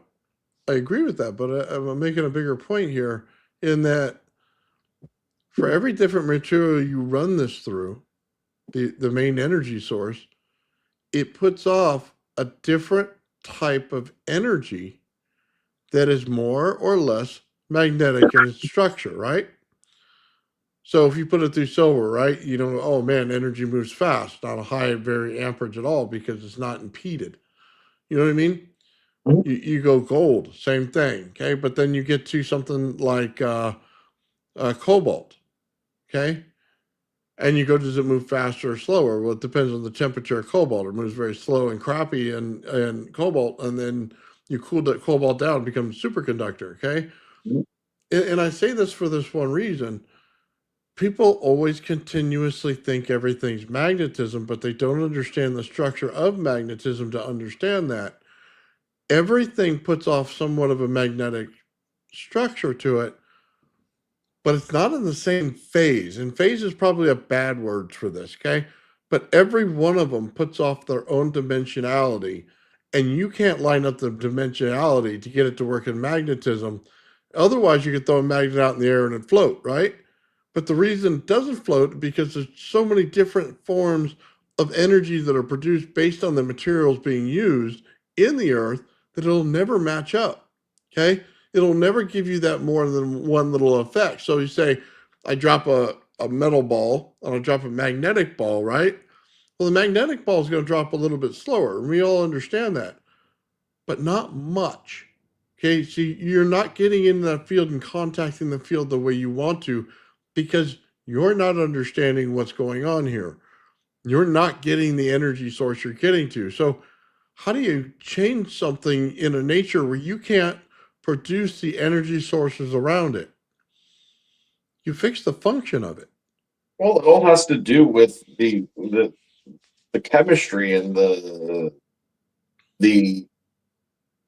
molecular structure of all of these things, like the actual geometries, have direct correlation with the electromagnetic effects that it has, and what it wants to do at any given time. Because what you end up realizing is that there's certain materials that, regardless of orientation, okay, want to give some kind of energy potential, okay, or take energy potential from something that has a powerful enough magnetic field. Okay, I'm not talking magnetic component, I'm talking magnetic field. Well, once that realization of this energy exchange is realized by either the material or the magnetic field, there's going to be the attraction event that occurs because it's going to pull it in to be able to complete that exchange as readily as possible. Whereas in other cases, you know, they are incompatible with the exchange. It's basically the same as two things skipping off of each other, you know, that are going like slightly like different directions, right? You know, it's like go boom and they skip off of each other, and it's just in a constant state of skipping. So they'll actually like still have like a attractive force in the sense of check the other out. But as soon as it hits that point, it's like, nope, incompatible. Then it doesn't want to push it out. This is happening at every single level. You know, it's why some things combine and other things don't, you know, chemically. And it has to do, you know, with the orientation of the matter. Okay, so check this out, Joe. I'm trying to get to this. This goes to field coupling versus how much energy is there, right? And this is why it makes a difference. If all the energies are different, there's one common source of how it works. Okay? What waveform did you put in? Okay? How did you pulse it? Okay? Remember when we were looking at those waveforms and we said, okay, this is AC, but this is DC? And then we look at it and go, this is pulse DC. Okay, and you start going, man, there's so many different things in here. How do you know the difference? And then you oscillate them and it shows you the difference, right? What if I told you the only way to control any of this energy inside the earth is to never how you produce it, because you'll never produce the same energy it does. It's how you, on the backside of it, work with it in order to incorporate all of it. So if it's all based on a pulse rate, if it's all based on a waveform, right?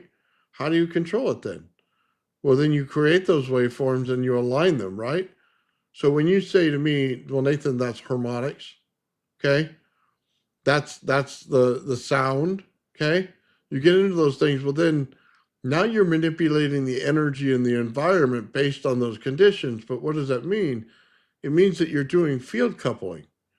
You're coupling to the fields that are already in the environment based on the structure that you're putting them at. So the resonance, the sound, the vibration, the harmonics, all of that matter more than the amount of energy, because you're in a sea of energy. You're just looking at how to manipulate that energy. Does that make sense to you? Oh yeah, it absolutely does. That's what Yeah. people miss. They think that they can create 1,000,000 volts and make it something lift. That's an ignorant way to look at it, because you're never going to get there. No. If you use field coupling, you can use 12 volts to pull off the same effect. See, what's strange is that, like, if you start thinking about gravity and time being related, and then you realize that a lot of the problems that we have are Earth problems, right? There's a lot of other planetary bodies out there, let's just say, right, that have much lower gravitation, which would directly correlate to a much lower rate of time dilation. Um, all of a sudden overcoming those boundaries, the boundary conditions of the ambient environment, right, to be able to break the locality become a lot easier. So right off the bat, if you want to do it boom tech way, right, you use like a rocket, right? Well, you know how much rocket fuel and thrust and energy it takes to get something off of Earth. Well, then look at that direct comparison to what it would take to lift something off the surface of Mars or the moon. Much less energy needed, because the differentials are just simply, that much lower and different, right? So just to overcome the ambient is a lot less. That's where the Schwinger limit comes from, right? Has to do with overcoming the forces at hand. But what I find interesting is that most people, when talking about the Schwinger limit, they talk about what it would take to counter the forces. So it's like saying, okay, how do you, if you have somebody pushing on your hand, right? Well, to keep them at the same spot, you need to push at least this hard, right? Now, to push them back, you need to push at least that hard and then harder, right? And everybody thinks about it in that way. But what if the answer is simply to let them push as hard as possible so the acceleration happens the other way, and then you break the relationship because they go flying off the map? You see? I never knew they looked at it in an opposing way.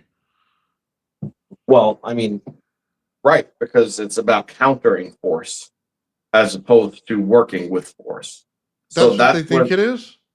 I'm pretty sure that, then correct me in the chat if I'm wrong, but the Schwinger limit itself, I'm pretty sure, has to do with the overcoming the ambient forces. And how do you overcome the ambient forces? Well, you do it by working against it. It's Well, that never made any sense to me. I always thought, Joe, when they start talking about this, they're trying to spin mass, okay, in order to break the Schwinger limit. And I thought that was completely stupid. well, right. It tends to be, right. So if you have something clockwise spinning, right, and it's spinning clockwise at 100 RPM, right, to have something in the center, okay, that is not spinning at all, right, you would have to spin 100 RPM in the opposite direction. They don't.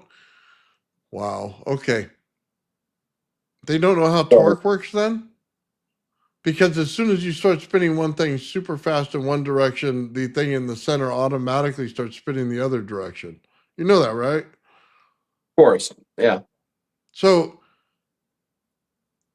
doesn't make any sense for the Schwinger limit to push against it. It naturally is going to fall the opposite way. Yeah. I don't know. Maybe it's my misunderstanding in this case, and I'm not immune to that. I'm just trying to say that there's two ways to think about it. One is working with the energies at hand, and rather than looking at the ambient as, your zero, right? You actually look at it for what it is relativistically from an external viewpoint, which is, okay, our rotational rate at this place, at this space, etc., is this. This is already what we're doing. Now, if you look at the forces that we're going to apply, we're going to apply them in this direction at this rate, okay, which is actually going to then move it further because you already have these other forces at work. So it's basically like the difference between throwing something against the current and something with the current, right? If you throw it with the current, it's gonna go faster, right? If you throw something against the current, it's gonna skip higher. See the difference? Okay. It won't, right? So it'll go faster and further if you go with the current. If you go against the current, it'll go higher. Okay. It's just how it goes because it gets thrown off. So funny how this works. Okay. You spin something one way. What happens is you create a field that goes around it. Everything in the environment pulls with it. Okay. But what happens to that is you create a cross directional flow right below it that pulls the opposite way. Okay. So your arrow alone will be able to drive it the opposite way. But you can look at it as two pressure forces. Okay. If you want to, they'll always go opposite one another in that field zone. Okay. It's just like the center of the earth. You create a band in the center where it's almost, not moving a lot, but on the both sides of it, they'll counter torque to each other. Okay. And that's the way the thing's going, right? Yep. What I see is that they're not saying is that all has to do with pressure zones in gas medium, not in the metal that you're spinning in the center. Yeah. I think it's. You should If see they're what Grayson saying did it, with that thing. yeah, I'm reading it. If they're saying that the metal's moving and they're breaking the Schwinger limit, they're absolutely insane. If they're saying that it's the gas plasma on the outside, then they're 100% right. That's the 100% correct way to look at it, because you're not spinning the metal that fast. You're not spinning your craft. You wouldn't even live through the experience. It's kind of ignorant to think about. You'd have to think about it in the pressure zones and things like that, and creating the cross zone that it will actually do, and it will take things and rotate them in the opposite direction. Yeah. Yeah. What Grayson in the chat was just saying, which was, you have a problem because you're using an axial drive with the ratio of 1-to-1, right? And then he's saying that you're having the same problem as a helicopter. Axial drives suck. Yeah, I agree. And this is the problem with the gravity flyer, and that's what I proposed as well. It's not a 1-to-1 ratio, though. Well, nothing is necessarily a 1-to-1 ratio. It's all relative to the surface area of a plate, which is a plane. So it would be subject to pi. And because it's rotational and stuff, it's a relationship between pi and phi squared. But to digress from that momentarily, is that it has to do with the orientation, which was my a point that I had made a while ago, where I proposed, right, that if you just actually adjust or allow for the rotation of the graviflyer in that instance to adjust for the North Pole and the relationship to the fields, the external fields, now all of a sudden you've made the field parallel, okay, and they would be able to work without fighting itself over. Same reason that the graviflyer would sit there and start to do the thing where it's about to lift, but instead it flips. Well, it flips because it was starting to break, but once it broke, it was off canter with the rest of the fields. There's a bias on one side, and it causes the opposite to occur. So when your gravitational point changes from downward center of the craft, right? When it changes, it moves out, and then all of a sudden your heavy point is on the opposite side and it spills. So your center of gravity, it changes your center of gravity. So when you start bringing the center of gravity up toward the middle of the thing, as soon as your center of gravity is actually in the middle of whatever you're doing, now you've broken locality. And that's the whole point, is you want to move it out and draw it in, right? No, And I that understand. flip is the point of it. But that's actually kind of what he's saying, because the helicopters need to compensate for that difference all the time, because they can't sit there and fly parallel to, which is why helicopters have problems that prop airplane don't, right? I'm aware of that. And there's Yeah, different motor speeds, right? Okay, so the center of the mass of the gravity flyer is on the bottom dish where the magnets are. Okay, that, that it's not in the center plate. I hate to tell that to anybody, but that's the actual truth. That's where the centrifugal or centrifugal force happens, is in that bottom plate. Number two, the bottom motor spins at maybe a third the speed that the top motor does.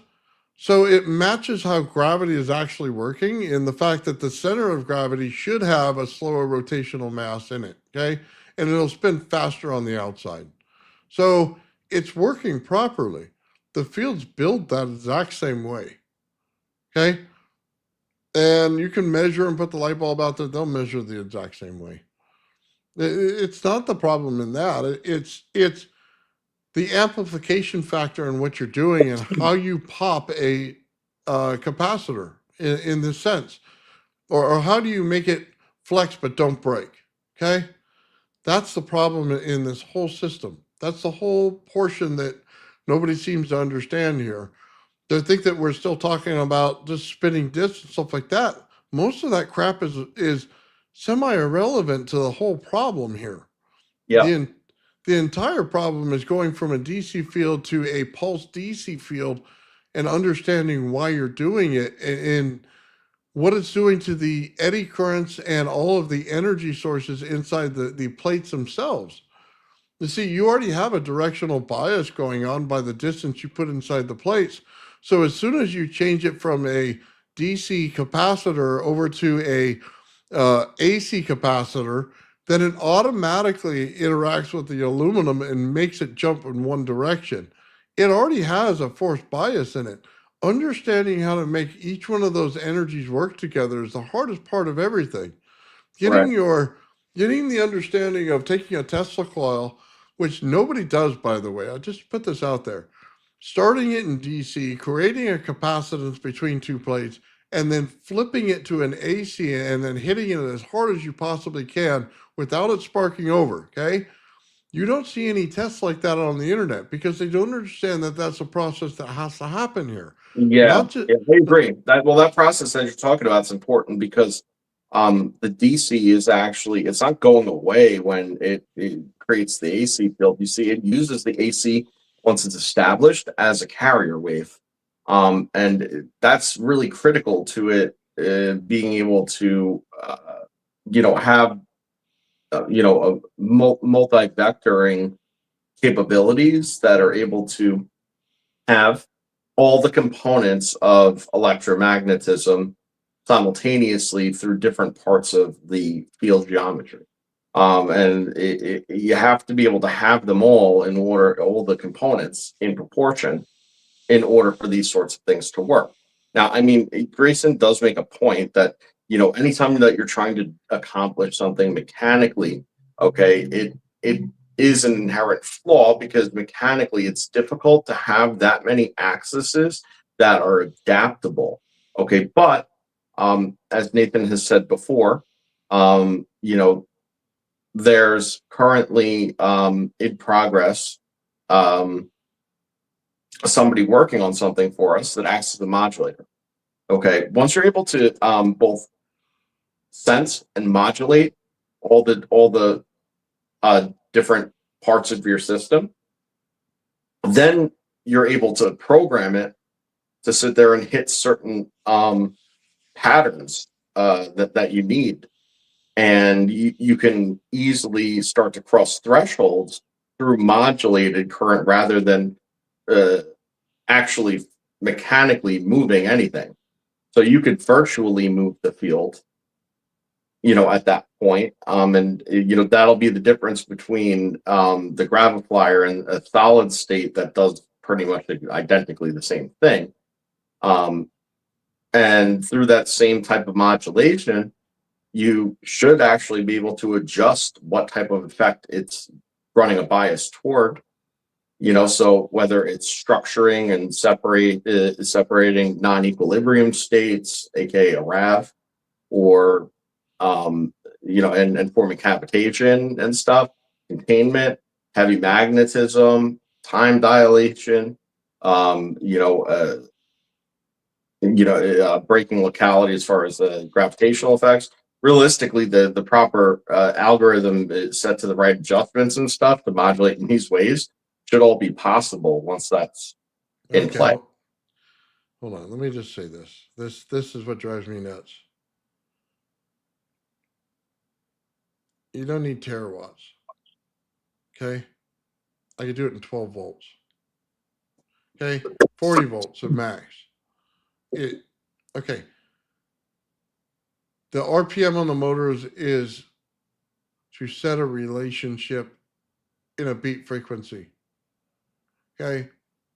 It's very clear when you do it with Tesla coils because there's such high power that it shows you very easily, but this thing shows you the same thing as well. Put the light bulb over the top, run the motors, okay, put the energy on the motors, you develop a beat frequency inside the light. It's pretty clear, okay? It is to set the beat frequency of the craft. That's what the motors are there for. They have a secondary function, okay? Secondary function is on the bottom. It has to move slower because it's the center of mass. On the top, it has to move faster because it's the opposite of that, okay? Also, it's the energy that they put onto them that means how fast they have to move. The energy on the top has to be something that can push it off of it, okay? It has to be a higher voltage, lower amperage. The one on the bottom has to be a higher amperage. You're looking for a energy that stays on the disc more than it flies off. The top one flies off like crazy. The reason for that is distancing in field geometry as you make your sphere, okay? As you make your sphere, you must create rotational speed difference between the inside and outside. That means that you're putting structure to it, okay? Once you put structure to it, it'll work in frequency in order to align the fields. Once they become aligned, they're no different than the RAV, okay, on the outside. They're going to give you 3 different ones. These ones are more spaced out than the RAV would be. RAV would be 5 kilohertz in distance apiece, okay? These don't have to be doing that. They can be a little further apart. Now, the whole idea is how fast can I get the fields on the outside to spin?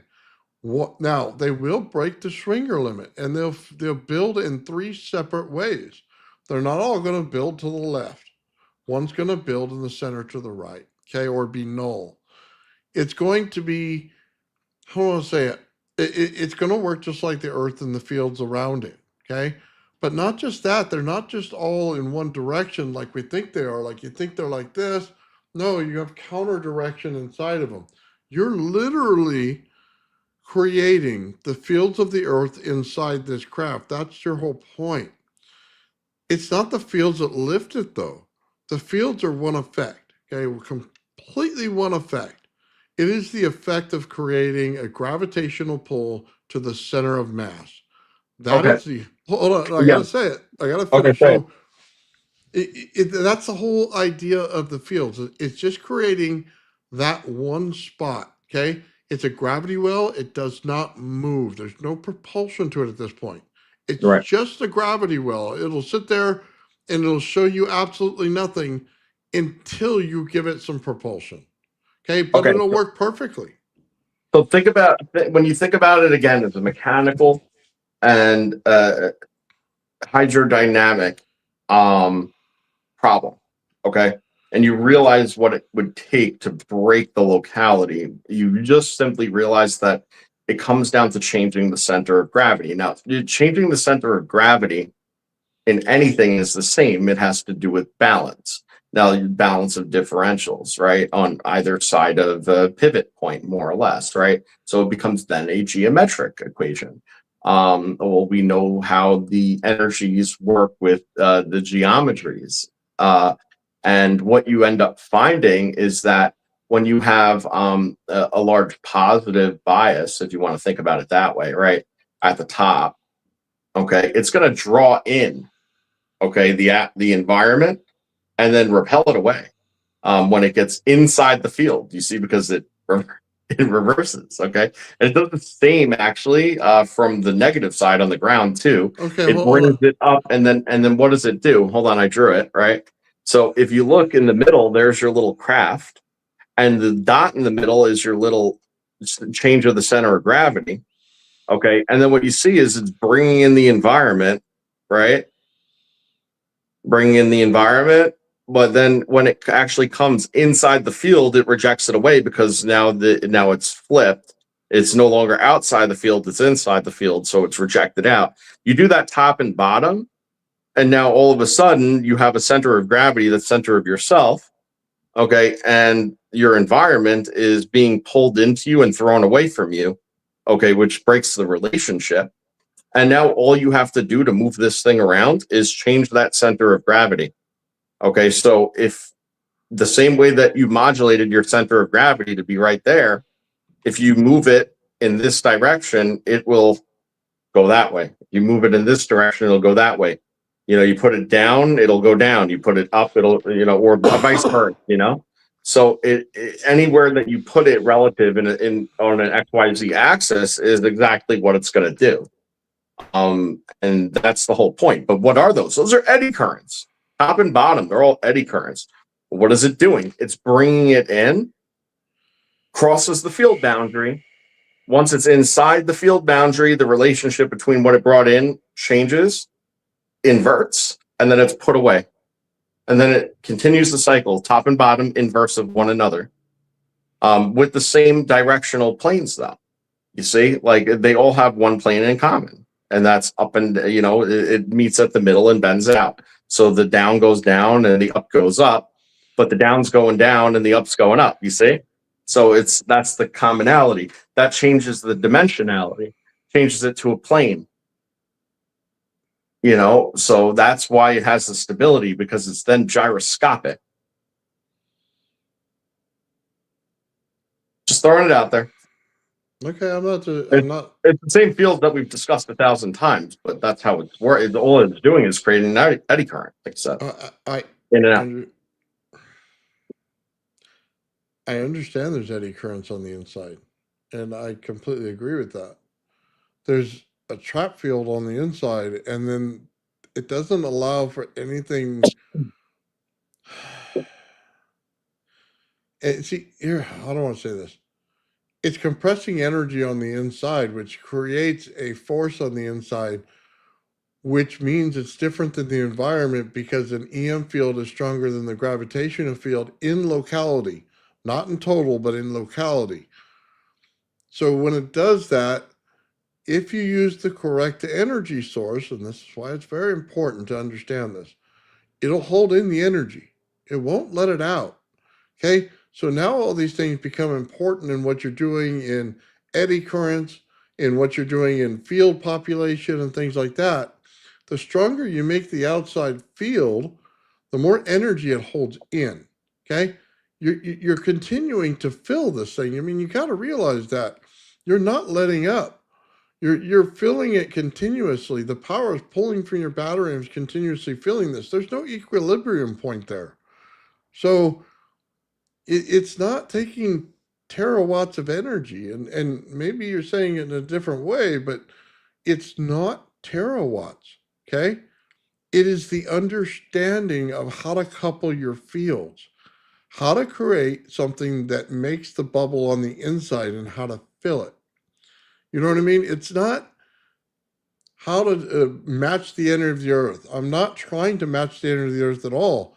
That would be ignorance. That is pure ignorance. That's, let me brute force something and put 1,000,000 volts in it and hope it lifts. Okay? That's just complete and utter ignorance. Okay? Well, you do understand that that's exactly That's how physics Everything sees it.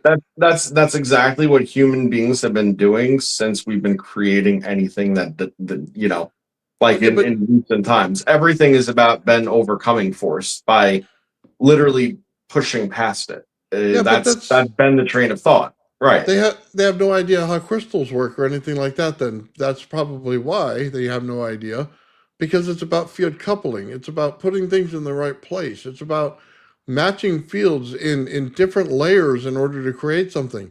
It's not having to do with pure energy. Pure energy would kill somebody. Okay, that, you know what I mean. You're not even getting next to it with 1,000 volts in it. Okay, at an AC, you're just toast. Okay, you have to use field coupling. You have to couple those fields. You have to create the direction inside the fields. If you don't create that, you have nothing. You have absolutely nothing. It will never work, ever. This is why it puzzles people, because they calculate, go, okay, what's the energy of the Earth? And then they fuck it up in the equation right then and there. Okay, Mhm. you have to create the zone where the energy stays inside of it. If you cannot create that, number one, the gravity flyer fails, and any anti-gravity craft will fail at that point, because you missed the entire point of the exercise. You did not understand it. If you just want to pour energy into this thing with a Tesla coil, you want to pour energy with a DC flyback, you want to try AC flyback, I don't give a shit what you try. If you don't couple those goddamn fields and make the bubble, you fucked it up. Okay? You absolutely did not understand what you were doing. And So that's the so problem. the crazy thing is everything you just said, if all you do is build the bubble and then compress the bubble, then you have the wrath. Do you see the correlation there? Because That I all it told is you is forever it's the right, same right, thing. exactly the same thing. The whole point is that if you take the field that Nathan is talking about is not a small bubble, right? This is a bigger bubble.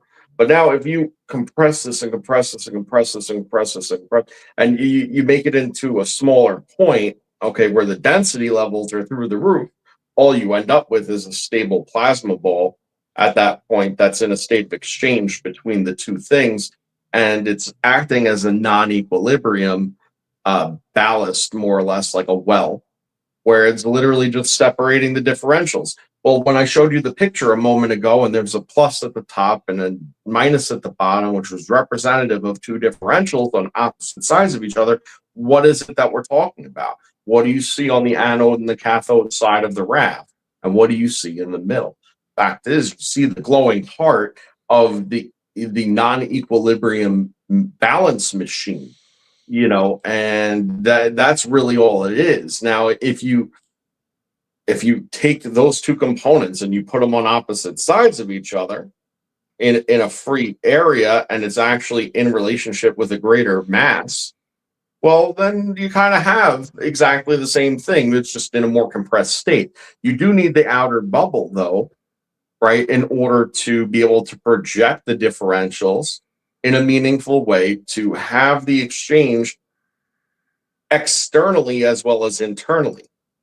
And that's sort of the key, because it has its internal and external components. They're actually repeating and they flip. Okay, Okay, is the so point. They're uh, repeating and they flip, but they're still relevant. let me say this. The energy, Joe, think about the Earth. Where's the energy zone at? It's you go into a higher voltage, the higher you get, right? Then it goes into a plasma state, and it's cold plasma that we deal with in the Earth. So where does that tell you the energy is? So if you said that it's going to take that much energy, the only way I'm ever going to agree with you in that way is in that zone. Okay? If you told me that the energy level in order to create the plasma state on the outside has to be this many kilojoules or this many joules of energy, I'm going to agree with you there. Okay? But inside the part that's inside the bubble, it isn't there. It's not the same as the field itself. So if there's three levers of field, there's going to be a spot in that part that's going to have a super high energy level. That I agree with, okay? Because that's the exact way the RAV pulls it out of it, okay? But in the inside, this, remember, we're building from the inside out, not outside in. So it's perceptually different than the RAV in that way, in that there is the area on the inside that feels like it's null. It's not, it's full of energy, but it's to the human observer, it's null. Okay. It's like when you walk outside, it's null. There's a ton of energy out there, you just don't feel it. Okay. But the outside of the field, where it actually goes into laminar flow, that's where you're starting to get your energy, right? That's where it's starting to pull it through. But even that seems to, level out and, get to a certain level, and that's it. That's how you solve this thing, man. You don't need a bazillion volts to put into something. That's the wrong way to look at it. Your coupling produces the energy that you need in the coupling itself, so that it's not in the environmental condition of the center of it. It's in the bubble itself. It's on the outside field.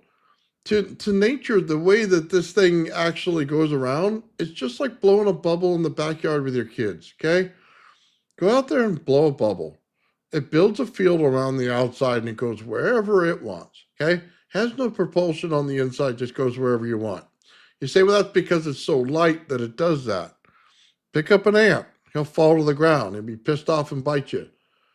But he's going to tell you, no, it's not about the weight. It's about what was built. It's about the compression of the gases on the inside that caused it. You see, that's the whole difference here. We're not trying to match the energy of the earth inside the bubble at all. See, that could be relatively light. All you have to do is take the field on the outside and give it the energy. And once it has the energy, nature will take over and feed it. You see, you're not feeding the energy on the outside. You're creating the condition for the energy to be pulled in by the environment itself to feed the bubble. Okay? Biggest difference in the world. That's why it works with easy light propulsion, and it changes the way that everything is perceived around it. You now perceive it as it's moving into a different time. But the only way that that's even conceivably possible is the energy must be fed to it from the actual earth into the outside of it itself to go with the time dilation field that's going on inside the earth. You must couple it in order to do that.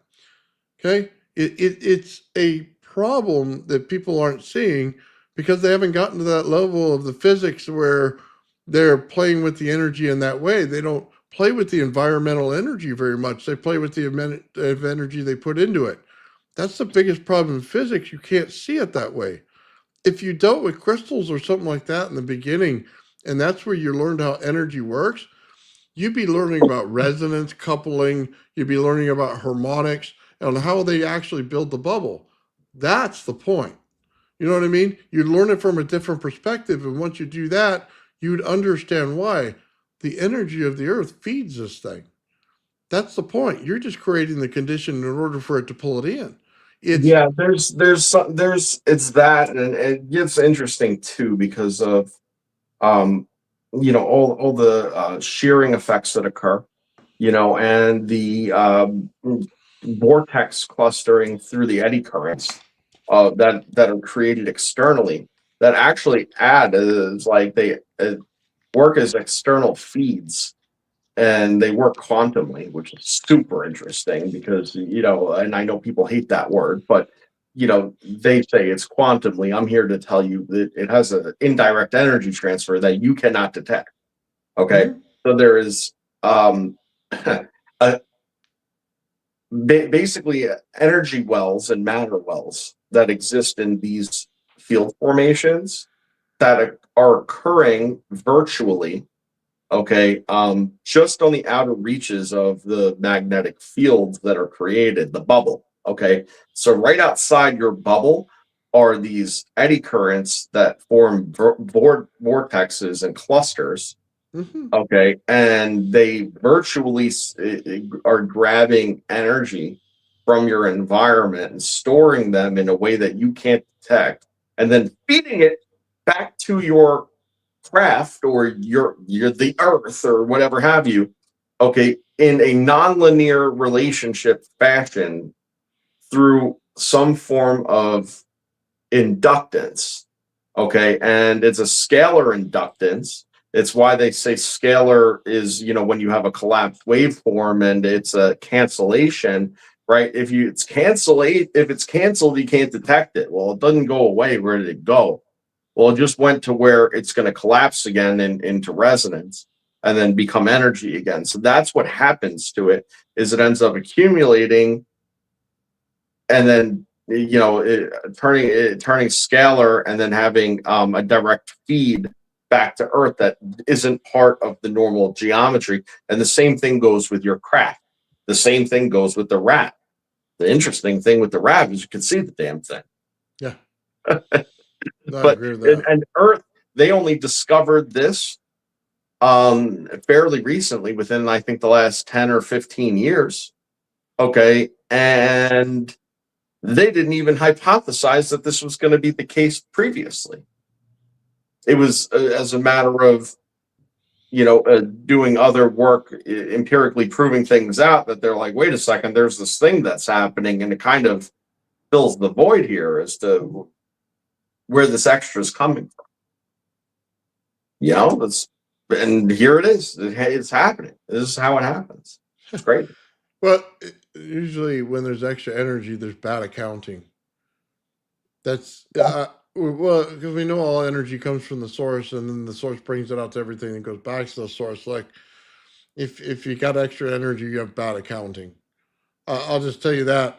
And I won't say it's a bad thing. If you create something that you think is over unity, I'm not saying it's necessarily wrong. It's more than the energy that you put into the system that you think you put into the system. I should say that. It's the more than the apparent energy you put into it, it'll deliver out of it. But it means that you didn't account for the energy of the earth in there. So it's just bad accounting. Does it mean that it's bad for you? Absolutely not. That means that you can take your system and run your house on it forever. It just means that you're pulling in energy from the environment. That's all it means. It's Yeah. it's a way of saying you have over unity without physics having to explain that you have over unity. You know what I mean? So physics can say, hey, I have accounting and says that there's joules of energy in the earth, right? Okay. Yeah. But that's what you're using the gravity flyer as well. Okay. Yeah. The trick to this thing is the hardest part is the propulsion method that they use. Okay. Because essentially the propulsion method that you're using in this craft is the same thing that you're using in a lifter. Okay. And I don't mean ion wind. If you think it's ion wind, go swirl your head in the toilet and come back. Okay. Because you're wrong. Okay. It's completely asinine for someone to say that. It is the relationship between the two and why it's pulling it up in the air. Okay. It's Mhm. an asymmetrical capacitor. And as soon as you know that, now you're just creating vector direction inside of an asymmetrical capacitor. Okay. And Yep. that's as simple as it gets. I've been saying it since like pretty much the exact day that I came on with They Nathan for the patented first it. time. It's an offset differential. Everything works off of offset differentials. Frankly, between me and you, and I said it, I was like, a regular, any kind of electrical generator that's driven by gas, like the 5-horse Honda, okay, or hydropower or nuclear power or any kind of energy generation in the common sense, working off of turbines and spin, right, is working off of 0 point energy. And everything that flies, whether it be a helicopter, okay, or an airplane, is working on anti-gravity. Okay. Why? Well, because realistically it is, but it's doing so in such a mechanical fashion. Okay. And it's having to exploit other axes of motion as a contingency to the functionality. Whoa, what does that mean? Well, that means that you have to have, and think about a prop plane for a second with a prop on the front. Okay. You have to spin something this way. Okay. That's one plane, one rotation. Okay. That plane in rotation creates a second, okay, which is a pressure differential this way, front to back, right? which then splits it from front to back over the wings to top and bottom, the high and low pressure top and bottom of the wing. Okay. And then it needs the other direction of being moved forward at a certain rate, okay, in order to sustain that the high enough differentials in order to function. Okay. So that's exactly what anti-gravity takes, but virtually. Okay. So you need to be able to move something this way, to push something this way, to split it that way. Okay. And then have those numbers be high enough that it goes up. Okay, so That's hold the on. equation. That's the equation. Guess what? That's how an airplane works. So now, what does that mean when you take all those mechanical forces, okay, and you put that into context of only electromagnetism? Well, if you're rotating something, okay, but it's not spherical and it's on a plane, that means that you need a magnetic component. If you need something that's pulling in and pushing out, basically in one biased direction, that's scalar. So you're using a magnetic component to create a scalar. All right. And then what you're doing is you're breaking the scalar by splitting it. Okay. And then you're creating high and low pressure of the scalar. Well, what does that mean? Well, you need a current state to split out of the scalar. Okay. In on either side and opposites. Oh, wait, that's exactly what we were talking about has to happen in order for anti-gravity to occur, except all it's doing is looking at how a prop airplane works. And, you know, as long as those differentials are high enough to make up for the inertial difference, okay, that is required for an airplane to then lift off, right? So that's actually what you have to overcome in order to overcome gravity is the sum of all those components to create that differential. All right. And once you're able to create that specific differential, even if it's virtual, okay, you're able to then lift up without necessarily having to move forward. That's it. You know, like, but who am I? I'm just an idiot that likes to think about things in simple ways and use lots of words. Let me make this very simple. The wire at the top, flat plane of aluminum. Okay, that's pretty simple, right? Create the energy going from the top to the bottom. Okay, create the eddy currents. Get exactly what Joe just said. Yeah, and hold on, and Grayson, what he said, he didn't mean plane like a propeller aircraft. I knew that was my example. I wasn't caught up on that. I wanted to throw it out there. That's exactly what a fucking airplane does. Yes, it splits a scalar potential, okay, into two different parts, high and low, creating high and low pressure, and putting them inverse and then opposite each other, like that. And once you do that, then you have your lift. That's the point. So they split off into their own planes of direction where they're opposite, and then the wing, as you know, the wing shape, okay, ultimately is what mechanically creates that eddy current that are working in parallel planes opposite of each other, which then causes it to lift. You see, Yeah, but that's it. let me just say this, just so everybody understands a little bit more. Anti-gravity is a very bad word to use because it's not true. It's you're still creating propulsion, and it anti-gravity would assume that you're pushing against something, like two magnetic forces pushing against each other. You know what I mean? And then it propels its way up. That's the wrong way to think about it in all aspects of what we're doing here. Okay, so I just wanted to throw that out there, and it's one of the biggest things that'll get you screwed up when you're talking to AI or anything else, because it's not exactly anti-gravitational. You're creating a bubble, you're reducing energy inside the bubble, and then you're moving the bubble. So you're still having to create propulsion in order to do it. It's just a different type of propulsion. That's what we're saying. If you're using eddy currents instead of a propeller, it's just a different type of propulsion inside your environment. The only I thing that's disagree. I no, disagree. I'm sorry, but that's the way I Because see it. because yeah, but I mean, but I understand it's the way you see it, but as a matter of non-opinion, the way you're Matter seeing of it then is non-opinion. got to be wrong. Because here's the thing: the way that the propel okay, the reason that there needs to be the forward motion of the propeller aircraft, okay, to take off, okay, take off equal float, all right, but it doesn't seem that way because you need the forward motion. You need the forward motion because there's a certain rate that has to occur in that configuration, okay, in order for lift to be generated, as they like to put it, lift, okay? So, but they use thrust to achieve that certain amount of forward motion. So the mechanics of it, okay, create exactly what you're saying. They work off of the eddy currents because the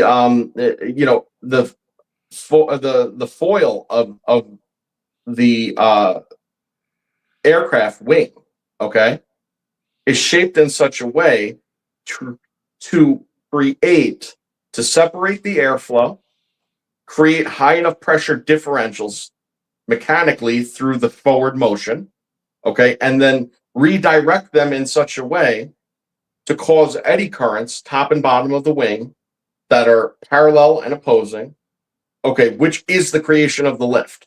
You see, everything else, see the forward motion of it that you would consider thrust needed, propulsion needed, okay, is only a means to an end to be able to meet the differential requirements of the wing to have the eddy currents at the right potential to create the lift. That's it.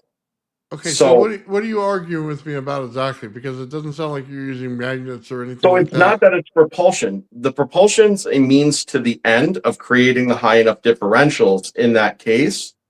The mechanism of the lift is the eddy currents. Period. So Okay, if you do away with thrust and propulsion altogether, and all you simply do is create the eddy currents at a high enough differential, then you still have the lift without the need of propulsion. And once that's created and it's sitting there, now all you need to do is change your relative relationship again by but changing the center of gravity because everything's flowing around you. You see, everything's flowing around you. That's what I drew. That's what I described. That's how airplanes work. So the whole point is that you need exactly that parallel eddy currents that are okay, inverse. Yeah, and it has nothing to do with thrust.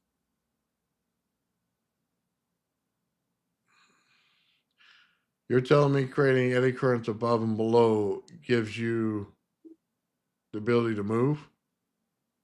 It gives you the ability to lift. It's what an airplane does. Again, the only reason that you need thrust in an airplane to have liftoff and you need to maintain a certain speed in order to maintain the flight is because that's the means to the end of reaching the level, the differential top and bottom. If you're doing it electromagnetically, you don't need to move it. You just need to pick up how much is there, top and bottom. But That's it. okay, when it moves, it's still propulsion. Okay, that I'm not disagreeing with the method here, Joe. I'm disagreeing with that it's not propulsion. Okay, that's the only Well, part. If it what? creates a direction and moves, it's propulsion. Now, it doesn't matter if it's eddy currents or non eddy currents or wind or the fart that comes out of your ass. It's still moving. Okay, so it's still propulsion in some way. Well, I mean that depends. Is it objectively moving your ambient environment? Because if it's not creating environmental thrust, then I don't think it is propulsion. Because you're not using your environment to push off of. You're diverting your environment around you in order to achieve a state of suspension. Then you're changing your relative position in that suspension to manipulate your motion. So you're no longer propelling yourself through an environment. You're literally slipping through the environment. You're steering yourself through, slipping through your environment. No, I'm not arguing what you're saying. I'm just arguing the simple point that it's still moving. Okay? However you do it in the environment or not, it's still propelling itself in one direction. I'm not arguing with how you're doing it or how you're saying it. I'm arguing when something moves, it must be propelled in some way. Actually, I mean, what I think that when you take the inertial need out of it to reach the differentials, I don't think that's the case, because you've broken locality by having your environment slip around you. So now you're in between your environment. So you don't need, you don't need to push against your environment or propel against your environment to move. All you have to do is shift your relationship with your environment in order to move. So it's not actually changing any forces, it's just changing a relationship. And there would be no necessarily push off of your environment, which would be, to me, propulsion. Like a propeller pushes against water to propel you. A propeller in an aircraft pushes and moves air to do the same.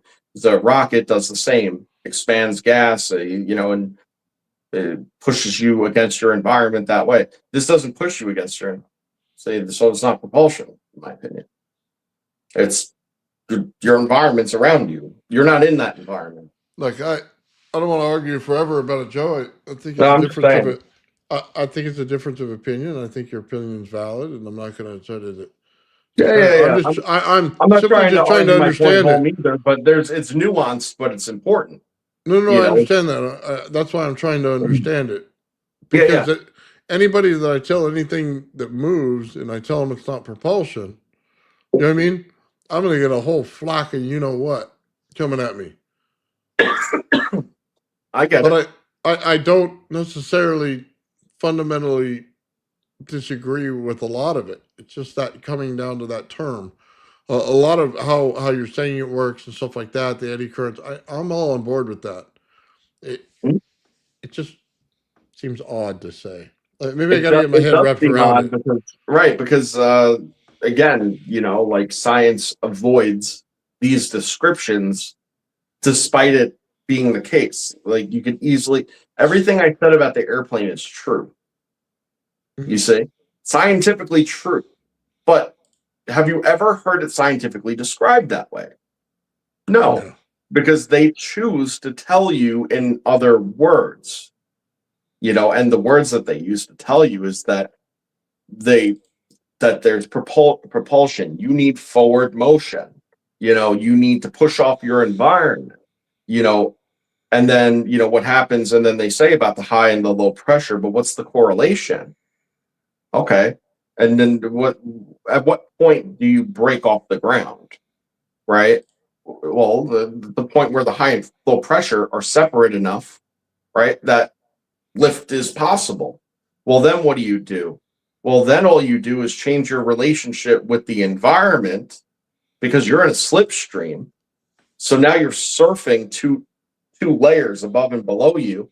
So by using a flap to sit there and put pressure on the back of this, right?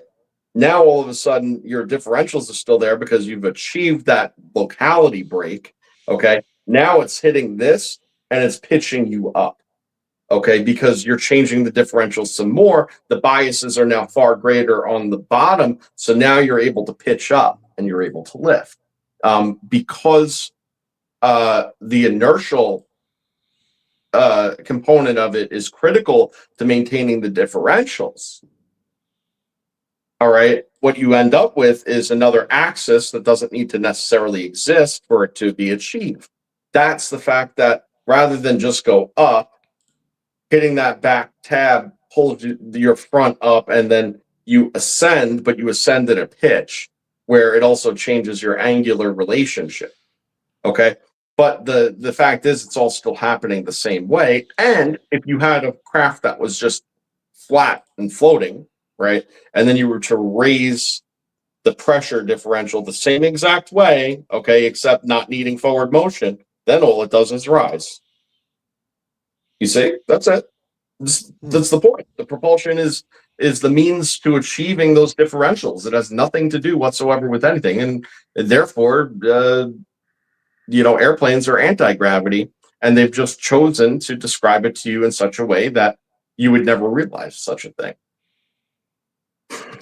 That's it. Just like a generator is 0-point energy. You've been living in the future all along, people. You just haven't been given the good stuff. You know? Oh man. God, I love energy. So much different than people think it is. I try to tell that to people, Joe, they didn't understand. We're talking about the piezoelectric disc and what it does and how fast it gives things to energy. But it's a fast fill capacitor, and it's a fast dump capacitor. So Yep. it's the barium titanate in it. Well, one of the things I found in a lot of these systems, by the way, is you'll find that exact material in it.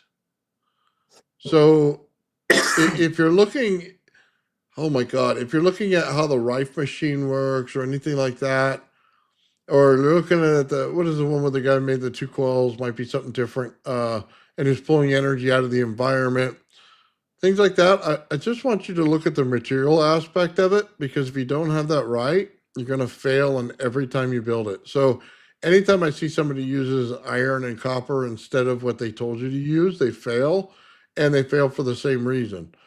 Because there's an aspect of that material that you didn't realize was going on. Like, for instance, when I told them, hey, let's go aluminum, bismuth, aluminum, what happens? You build eddy currents inside of that bismuth, right? Because you have that potential inside there, and it'll continuously do it all the time. Or no, excuse me, it creates the magnetic effect inside the bismuth that you need to drive the eddy currents in the aluminum. That's what it was.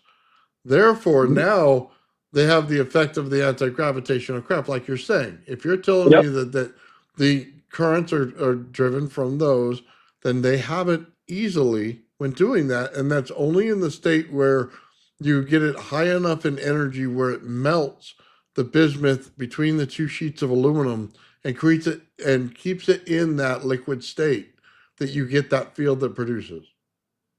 So there you go. It's the perfect reason to use it in between them. You just have to know how. Yeah, I don't disagree at all. It's, again, it's realistically, once you realize the correlation and you understand the how electromagnetism works, right? What all you have to do is follow the recipe that already exists mechanically and do it virtually. Yes. And that's realistically all you have to do. And the same, okay, as an airplane does not need the energy of the sun in order to lift off, okay? To do it virtually, okay, and not have to deal with drag and all these other things takes far less energy requirements than taking off an airplane, not more. You see, it's so breaking these limits, it's a formula, okay, and that's what it boils down to. If you look at it as any one component in the system having to break any of these differentials, and you calculated the energy that it would take to do so, you'd fry any system that you put it into way before you ever got any result. Oh, yeah. But when you break it down and realize that it's not any one part that has to work that way, it's the sum of the whole, and that it actually avoids material failure by moving from this type of vector of electromagnetism to another type of vector of electromagnetism, and then the whole system works as a spinning wheel, the overall sum of the whole grows exponentially once the entire thing is built, because everything is working independently, doing what it has to do, and then also working as one larger whole that's turning the rest, making the rest more efficient. And then the sum of everything, each component, plus the sum of the whole altogether, ends up being at or above any limits that you look, because it grows in orders of magnitude once you start adding it that way. So it's the same thing as adding the inertia, and the forward motion in order to get your differentials. You're just doing it virtually, and you're doing it through energy vector. Oh, that's it. Well, we'll get there. Yep. Yep. We've been there. You know how it's got to be done. It's just a matter of following the formula.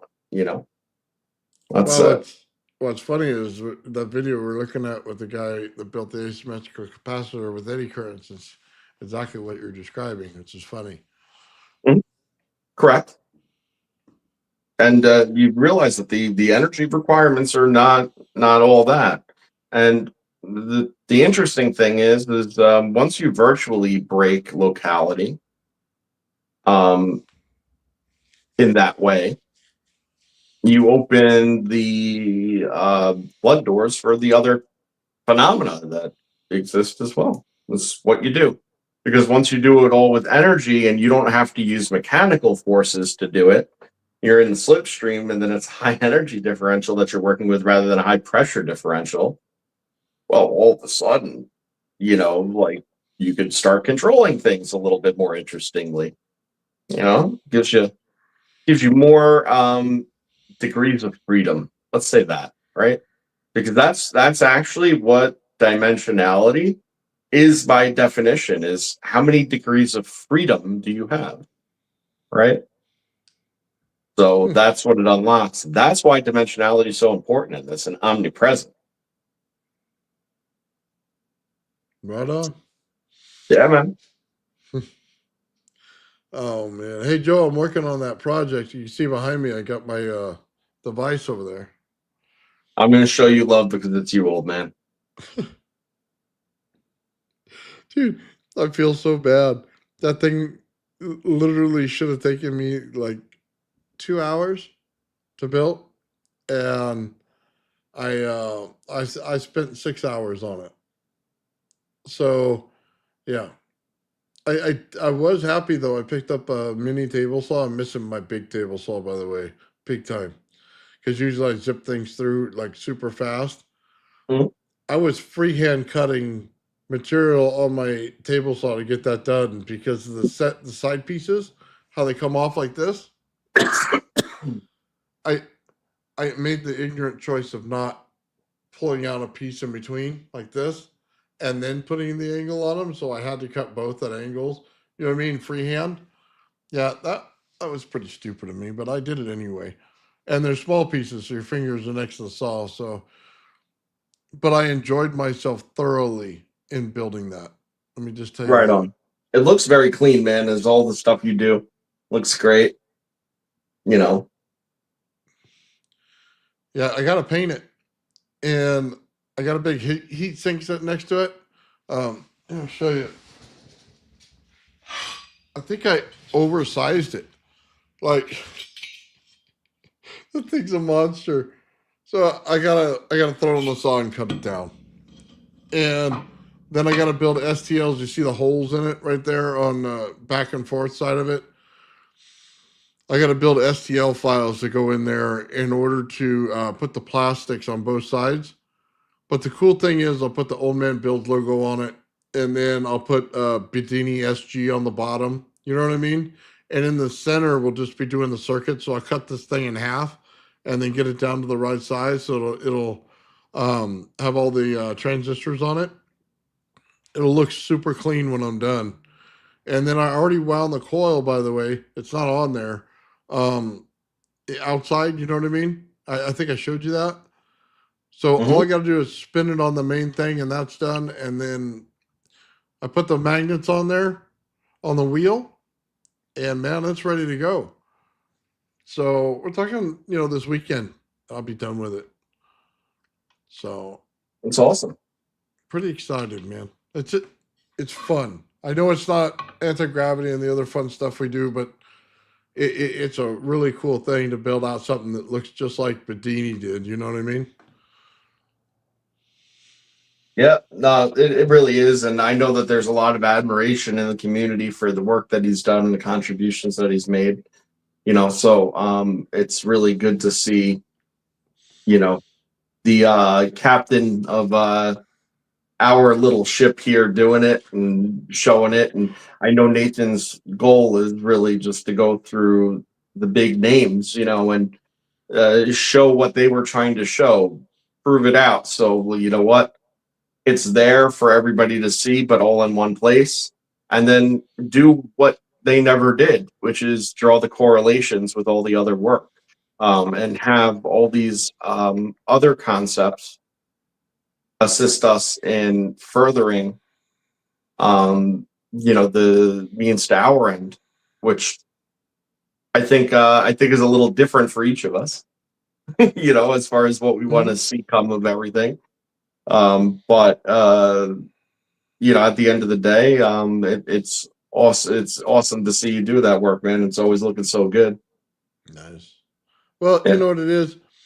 It gives everybody the chance to jump in at the beginner level, you know what I mean, of energy, and to start to see how it works. And then as we progress to some of the other devices, it gets to the higher level of how it works. And then you could see the cross relationships of how you can improve each one based on the one that you built before it, right? You know what I mean? Like Bedini didn't use any piezo disc. Mike does in his system, right?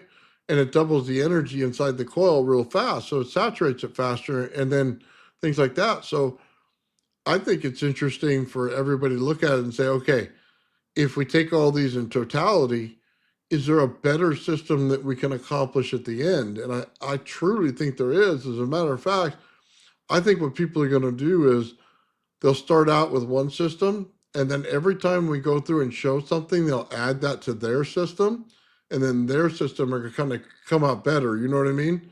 And before long, they're going to be telling me how to build these things.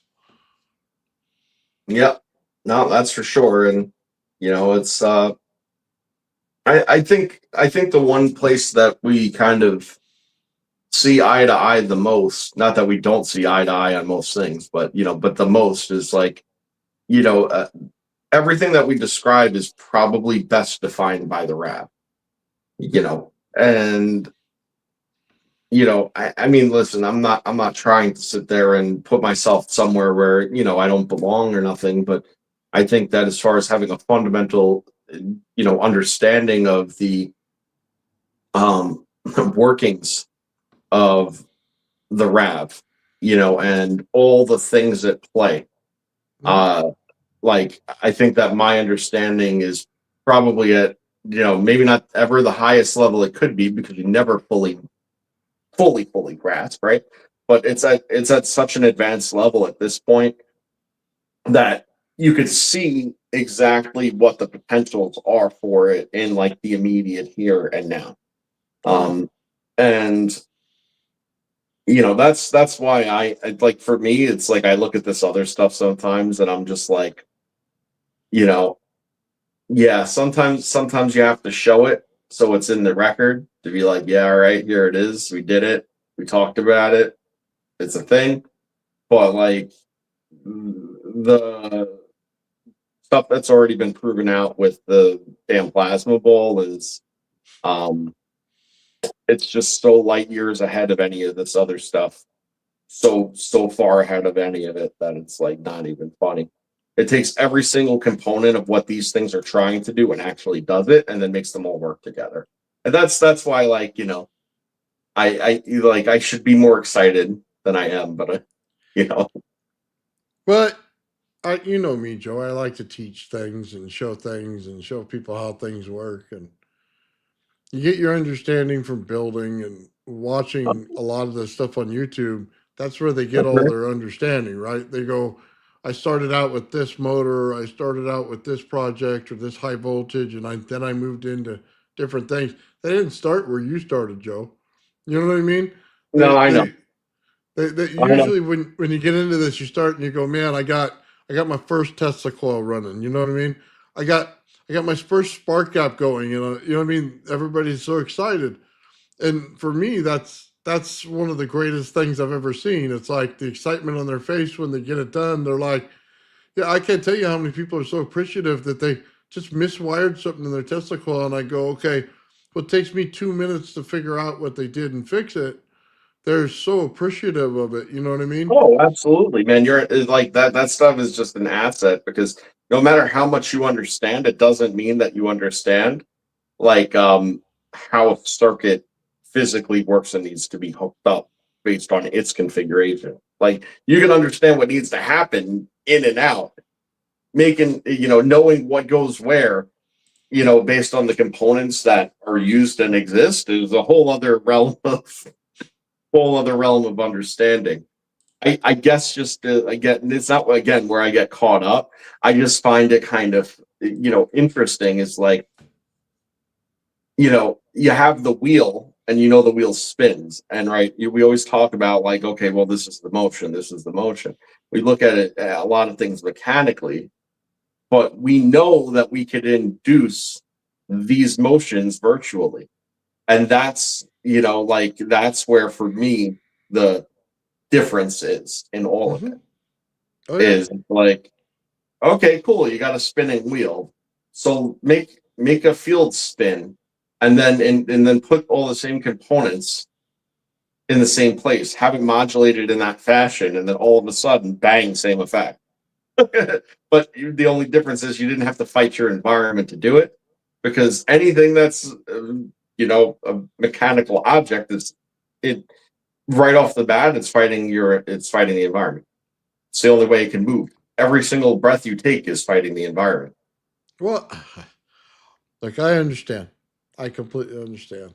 But if I don't explain how the fundamental systems work, and then I just tell you, what if I took Wardenclyffe Tower and just made it a piece of iron and didn't care what it had in it, and all I want to do is pull the energy of the atmosphere and combine it with the energy of the earth and use it as a capacitor, and just pull the energy out that way? Do you think people would really understand that?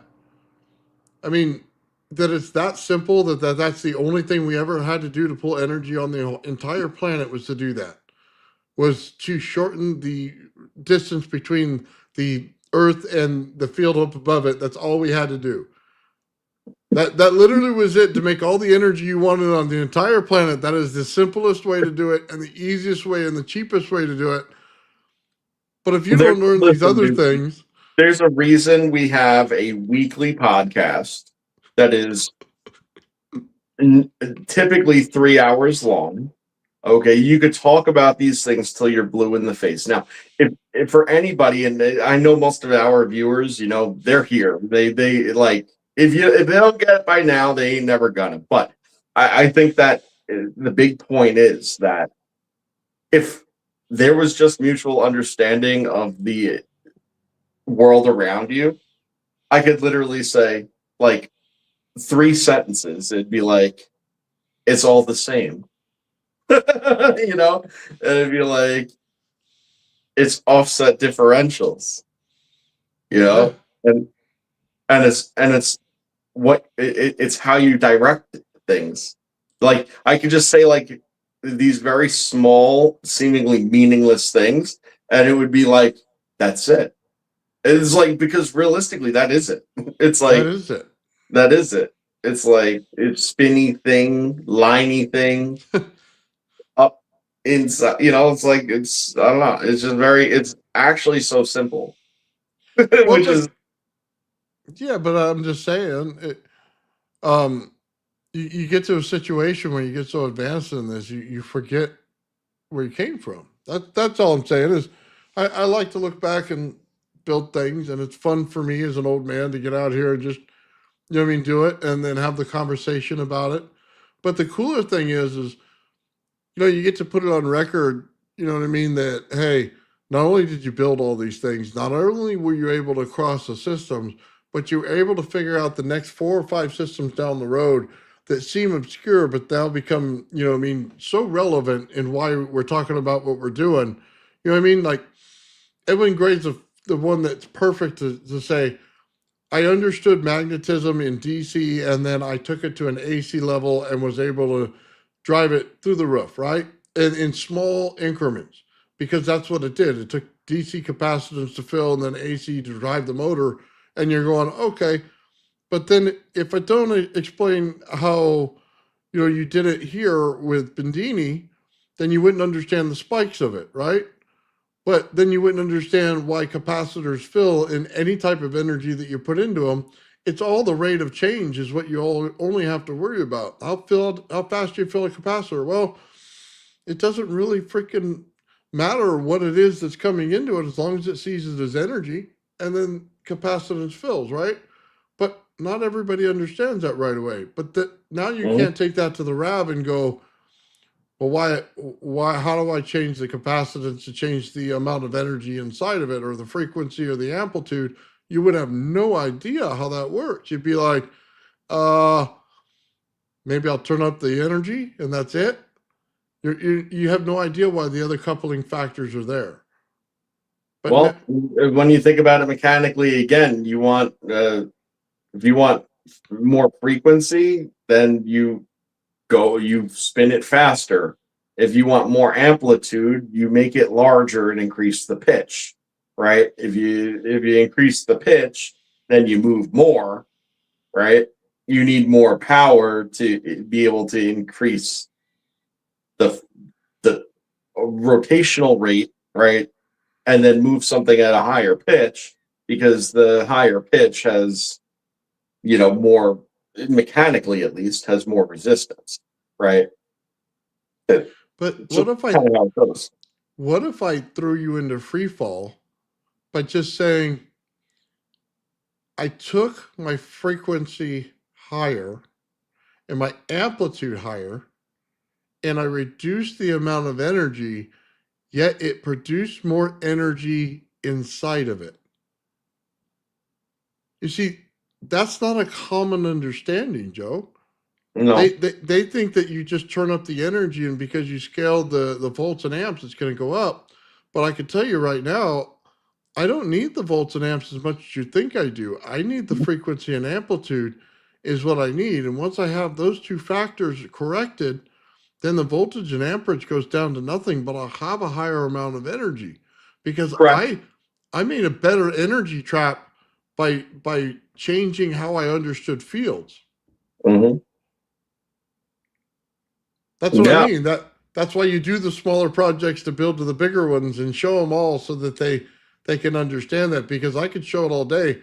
I can get you down to a trigger factor. You put my trigger factor at 1 volt on a transistor, and I swear I can make those Tesla coils at 2 feet away turn on and have plenty of energy at 1 volt because I use coupled capacitance between several Tesla coils in order to achieve it. You know what I mean? The energy is actually in the air itself, in the environment. I no longer need the energy from the source as much as you think I do. But I didn't create free energy. I just knew how Well, to I mean, it's just couple the about being fields. able to, right. Again, it's about being able to create the local conditions of the area that you're hoping to affect, and have those conditions work with the environment, Mhm. to actually move the environment out and away. So how do you do that? Well, you have to have it drawn in, at least the energy potential of the environment, right? You have to have that energy potential drawn in to then be enter the other side of the field where things flipped. Okay, now you're on the upside down, right? Now that you're inside the field, you're in the upside down. Things are the opposite way, and what was pulling in is now pushing out. And once you pull in and push out, and you do that, and it's surrounding whatever you're doing, now you effectively created a cavitation event around your craft. You know, like it's legitimately a cavitation event at that point because you're creating an environment where it's pushing it out. And as long as you're able to do that at a rate, you know, that breaks the certain threshold of your craft, well, then there you go. Up goes up, and then you change that relationship, and all of a sudden now you're surfing between two waves. You know, you have a wave on top of you and a wave on bottom of you, and you're just sliding right on through wherever it goes because you're pushing it all out. You're a part of neither.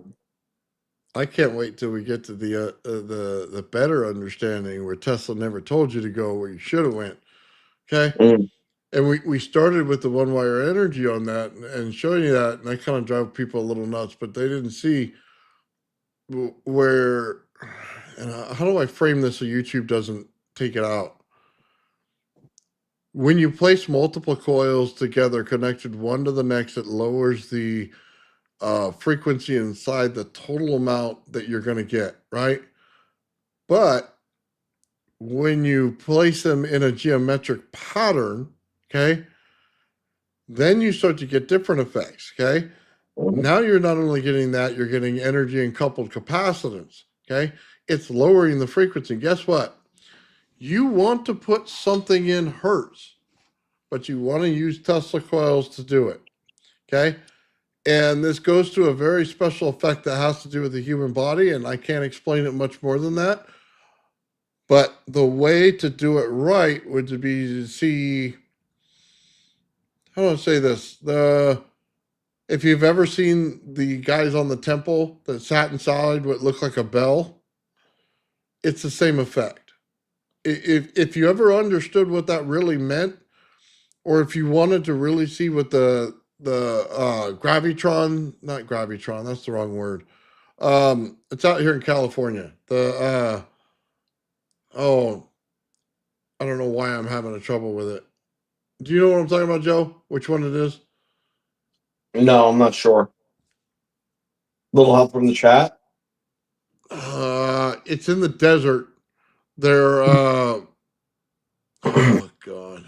What is it? One more time, run it by me. It's in Teglatron. Okay.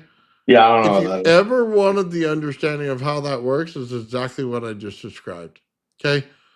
Because of the way the Tesla coil works in frequency and coupled capacitance, and when you get those things matched to you, now you start changing things. All right, so check this I out. don't know that allow us to say any more than that.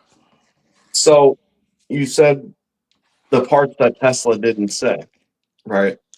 And it's something that I brought up briefly in passing only one time before, okay? And I never showed you my breakdown of it. I don't have it readily available, or else I'd show it to you, but follow me for a sec. Wardenclyffe Tower, okay, was a six-sided structure. Okay, it had 6 points that connected to the ground. All right, each was a flat plane that was in the structure of a tower, okay, that acted like a cone where it reduced in its diameter as it approached the top, and it did so at a specific rate that's consistent with, you know, basically, golden ratio. All right, and each of the 6 points that connect, there's 6 sides, I should say, okay, which means 12 points. And each of the 12 points that went into the ground, okay, they weren't just bolted to a cement pad. Okay, they each had a single line that went down all the way into the water table. A big copper line that goes straight down into the water table, each of these legs, okay, grounded in that fashion geometrically. Mhm. Now, as the tower was built, to any observer, it would just appear to be some kind of radio tower for transmission or something like that, except when you notice that the structural support of it, or what appears to be, okay, is not traditionally set up in the most economic way to simply hold the tower up. Well, that was done because what you notice is that there are inverse helicals running up also at the golden ratio, okay, up the entire extent of the tower, okay, at which they intersect with the cross points in a cogome lattice. That's what it does. Well, what's significant about that? Well, what's significant about that is you're using all of these different geometries, okay, to structure the energy that's connected to it in the ground. And because it's a tower, it's at a much higher energy potential at that top altitude, okay, that bridges the gap of the differentials. It's arranging things of the earth energy in a more condensed fashion. And that allows for the transmission of then the atmospheric energy with the ground energy in an energy exchange. So people were thinking that, oh, this wirelessly through the air blasts energy out. And it did. But it also put that same amount of energy back into the ground as well. That was the exchange that was occurring. Then it was self-modulating its electromagnetism through the cogome lattice that was set up. You see, each point where it reached a triangle, okay, around the square, okay, was always in a state of fluctuation. Okay, so depending on what the atmospheric conditions were, which would affect the transmission, these would actually pull in the direction of that self-modulating and make sure that it was a consistent exchange. Boom. No, he's never said any of this, but here it is. And go look at Wardenclyffe Tower. You'll be blown away. All the geometries that we talk about, all the vectoring, all the ratios and the numbers, it's all present in the tower. And there was more than the reason you're told it was torn down. Yeah. That's it. They tell you it's because, oh, well, we can't let him get free energy out to everybody. That'd be a frigging crime against our corporation. You know, yeah, was that a reason? Damn right. That's why they stopped this funding, etc. Guess what? Once the cat got out of the bag as to what was actually potential of this thing, the thing came down. And then the military started building them in the desert. Oh, yeah, they did. The military started building them in radar towers off the coast all the time, and they'd be like, it's a radar tower. Yeah, it's a scalar weapon. The thing was a stationary Growler jet. You know, it was the same exact technology that an F-18 uses. And you got to remember something. When they talk about like electronic warfare, they talk about jammers, right? Mm-hmm. To the general public, they say, oh, it's a jamming aircraft. You think to yourself, oh, so they fly by and then the radars can't see the other planes. Yeah, that's cute and all. These Growlers, they go in and they overload. They capture the signals of these different arrays and energy grids. They capture it, dump it into scalar, return to sender, the same as a reverse EMF. Okay, a back EMF. They send huge back EMFs back in scalar to these arrays, and then when they hit the array that they came to, the waveforms collapse. They go into catastrophic energy overload because they pick up all the energy that they over the ground that they traverse, and then they power dump into these grids and arrays and blow them into smithereens using nothing more than capture and redirection of the signal. That's what they do. They're destructive weapons. They're not passive radar jammers. They jam radars by blowing them into pieces and ceasing them not functional. That's not jamming. It's blowing them up. But they tell you it's a jammer because it, you know, well, yeah, the jammed up, it doesn't work anymore. You know, and they could do the same thing to the grid, just like they did in Caracas the other day when they went to go swipe whatever his face is over there. You know, they turn the entire power off in the city instantaneously. Yeah. They won't say how. Okay, then they wanted to make you think that they're like, oh, and we probably use these weapons that we have that they drop these little bombs and they disrupt the grid. No, they didn't, because if you look at the data reports, they say that there were F-18s flying around that were growlers. It's because they put the growler out and they blew the grid up of Caracas. They're like, all right, lights out. Pop, pop, pop, pop, pop, pop, pop, pop. Every single ambient wave that came through, they just returned it right back where it came from. So funny. How much of Tesla's stuff is actually being used by the military? Yeah. Well, That's I don't know. crazy. I'd say ask Tom Bearden, but he's dead. Yeah. That's why, you know what I mean? When they start talking about, oh God, all these PSYOP people, when you get Green, you're out there, you get Lozano, whatever the next guy is, the grifter, next grifter that's going to come out and tell me that they're going to go over to Congress and brief them and all this other crap. They're all full of shit. They're all full of shit. Been around for a long, long time. Dude, what was that other guy's name? Starts with a C. Corbell.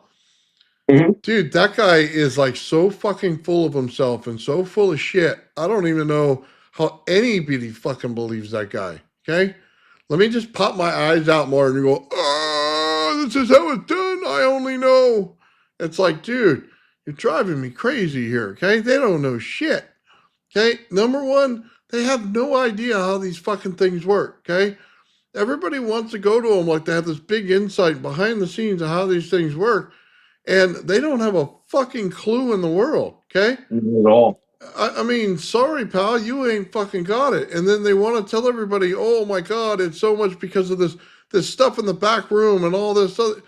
Dude, give me a fucking break. Either you understand the technology or you don't, okay? Or you're a fucking spook and you got fucking spooks around you and you're speaking spook language to me, okay? That's all you're fucking doing because I can see obviously how it works, okay? So that's why I hate watching these fucking people. When people talk about, oh, did you watch this? Fuck no, I didn't watch it because they didn't know what the fuck they were talking about in the first place, okay? Mm-hmm. A bunch of fucking grifters out to sell books, okay? I don't give a fuck, man. They don't know shit. I mean, the ignorance in these people. It's like you know less than somebody who took basic physics. I mean, the guy with the physics Honestly, textbooks knows more than hold you. on, Nathan, you're better off if all you took was basic physics, because if you firmly understand basic physics, high school physics, inside and out, you will easily understand everything we're talking about because you just apply it everywhere you look. You apply basic physics, and then it exists. And hold on. Grayson said Wardenclyffe was partial design like a diode circuit. Teleforce was more of a full wave bridge rectifier circuit, and that it wasn't the death ray. Yeah, just to be clear, I wasn't saying that it was the death ray, but the fact is that it works off of exactly the same components. That it wasn't directed, right? It was in a diffuse state. And that was the point. As I said, it works as an exchange, right? And anytime that you're working in that exchange, you're dealing with the highest potentials occurring at the point of the exchange. And it just goes into diffuse states on either side, just at much higher potential levels. So it's not directed, right? But, okay, if you actually add more than one Wardenclyffe tower, and this is what Nathan was getting to before. Now, you got to bear this in mind. Now, let's say you build, it can't just be 2. It could be a minimum of 3, okay? But upwards of 6 to 8, ideally, okay? If you put them geometrically situated, all right, then you could create offset biases amongst their overall field, and then it becomes a directed weapon. Okay? Then it does, because it works off of all the same stuff at that point. All you have to do is change one, the other a certain amount, and then bang, there you go. It has direction. You see, but no, it wasn't Tesla's death ray. was never the point of me saying it. The point is that the capability and the mechanism in which it works is identically the same. Okay, I just want to say this. I just want to clear something up. Um, Grace into 2025, I was not talking about you in any of that. It's the Louis Alzandos, whatever the hell that guy's name is, the Corbells, the grifters out here, man, that keep telling you that they got secret knowledge and paperwork and things like, oh my God, I can brief the government on this and that, on, you know, who has this and where it is and things like that. Meanwhile, man, they get them into these projects. Like, what was that, the last one? The Booga Ball. What the hell was that thing called, Joe? Uh, I the, don't know. the silver ball. Oh, the Boogosphere or whatever. Yeah, The whatever that is. Right. Boogosphere. Okay. Right. Yeah, they get into that and they make you think that there's something massive going on there, that there's some big government conspiracy, those people. Meanwhile, they would be useless in a lab. You put them in a lab and they sit there with the thumb up their ass and mine in Arkansas. They wouldn't know a damn bit of difference between, you know, an electrode or, you know what I mean, a probe they put up their butt. Okay? They Well, the have thing no is that they're the freaking clue perfect what things candidates are. for it. They're the perfect candidates for it because they know enough to talk about what they saw. Everything that they built their entire thing around in this disclosure nonsense or whatever, you know, controlled leak of information, whatever their motive is, you know, in doing it. They picked the right people for the job because you don't want somebody that fundamentally understands the ins and outs of what they saw to sit there and start explaining it either. You know, you just want somebody that sit there and can make a claim and just be like, I'm not at liberty to say, and or like, you know, I don't know. All I did was see this. All I did was hear this. All I did was read this. Like, I didn't know this was a thing before I read and saw that it was a thing. Like, that's exactly the person you want because the information is limited to what they saw or read. They don't know anything more about it. And if they're trying to say that they do and to keep the air of mystery, they just be like, well, we could talk about that in a skiff. You know what I mean? And then you never get to hear about it anyway. And Yeah. you know, chances are those skiffs, they don't really produce anything worth hearing anyway. It's just to make you think that there's something worth keeping secret. You know, and the fact is that the best way to sit there and, you know, muddy the waters of something is to sit there and deny something for a better part of a century and then turn around and be like, oh yeah, by the way, we were lying and we're going to tell you a little bit about it now. And you're like, are you lying now or were you lying then? You don't know. You know, you have no idea what's real or fake anymore because they've said both things at different points in time. And then switch their position all the time. You have no idea what's really going on anymore at that point. So they could literally at that point go out and show you and tell you the truth and whatever, and you still wouldn't believe that's what it is or that's all it is. Okay, it goes down to, dude, real simple. Did you learn anything when they were done talking? Let me explain it another way. I can listen to Barack Obama give a speech all day, okay? 2 minutes after he's done, I had no idea what he was saying. But he's so eloquent. Yeah, he's so eloquent in the way that he gives the speech. You're like, I'm getting drawn into this guy, right? I'm excited. Yeah, I'm clapping all the points. And then when it's over, I had no fucking idea. It's like he brainwashed me through the entire experience. And I was happy when I was done, okay? That's all that I knew, okay? But these psyops are the same way. I didn't learn a fucking thing from them. They still talked and it sounded great, but it was more of you liked the sound of their voice than it was that they said anything interesting. But you know, I want to share an example of what you just said that I saw with my own two eyes, and it literally changed my worldview. You know, it literally changed my worldview. Years and years ago. In fact, it had somewhat to do with Obama because it was actually when Obamacare kind of got signed into law. It's right around that time. So now, if you remember, all the health plans pretty much changed at that point, Hmm. And at the job that I was at the time, I had like really, really good health insurance. It did not cost a ton of money either. Like, although I would have complained about it at the time, it still comparatively didn't cost a lot. Like everything was covered. My copays were super low. There were no deductibles. It was really good insurance. And I remember that they called us all, the entire company, into, a benefits meeting, and the regional vice president of the office, well, name by name, because this guy's a stack of shit, John Pham. If you ever watch this John Pham that used to work at Geico, you're a sack of shit. Just want to let you know. Okay. This fucking short little needle dick in a nice suit who could talk very, very nice. He got up in front of all of us and huge smile on his face, walking around with a microphone, proceeded to tell us that our health insurance was about double in cost for us, that our copays were going up, that we were probably all going to have deductibles, and that a handful of things that used to be covered won't be covered anymore. Hmm. And he said so with such fucking positivity and framed it in such a way that people clapped. Really? People were clapping. And I thought That's to what I'm myself, saying. They're brainwashing you.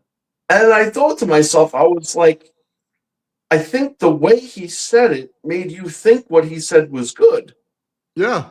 But he literally just told you you're going to be paying more for less, that it's going to continue in that direction. Don't expect any better, and don't really know what the future holds for it. So, don't hold your breath. That was basically the conversation. Yeah. Fluffed up with how great the associates are, how they deserve the best benefits, how they're making moves to improve whatever it is, like all these catch buzzwords, and a positive voice and a big old smile and a fucking ugly suit. You know what I mean? Yeah. That's why you Yeah. don't trust politicians, because they do the same thing. That's exactly what they do, every one of them. And then you get all these morons falling for it, and they keep saying the same thing over and over and over again. And you're like, buddy, all you're doing is doing the repeater at this point. You didn't learn anything. It's hilarious. A lot of the world works on this. I noticed that. It's like, if you wanted to be the shepherd and they be the sheep, just come up with a good, awesome thing that sounds great, but be absolutely horrifying at working. You know what I mean? And Oh, yeah. that's how they get elected. Like the guy in New York. You know what I mean? What was it? That guy was horrified. Hey, Yeah, that's going to be bad. The sad yeah, thing is that the people that were dumb enough to vote his ass in, okay, when they get nothing that he promised them, they're going to be mhm. dumb enough to vote for him again, because he's going to sit there and be like, "Look at how good I did." They're Oh going to be yeah. like, "Yeah, we both." You know what I mean?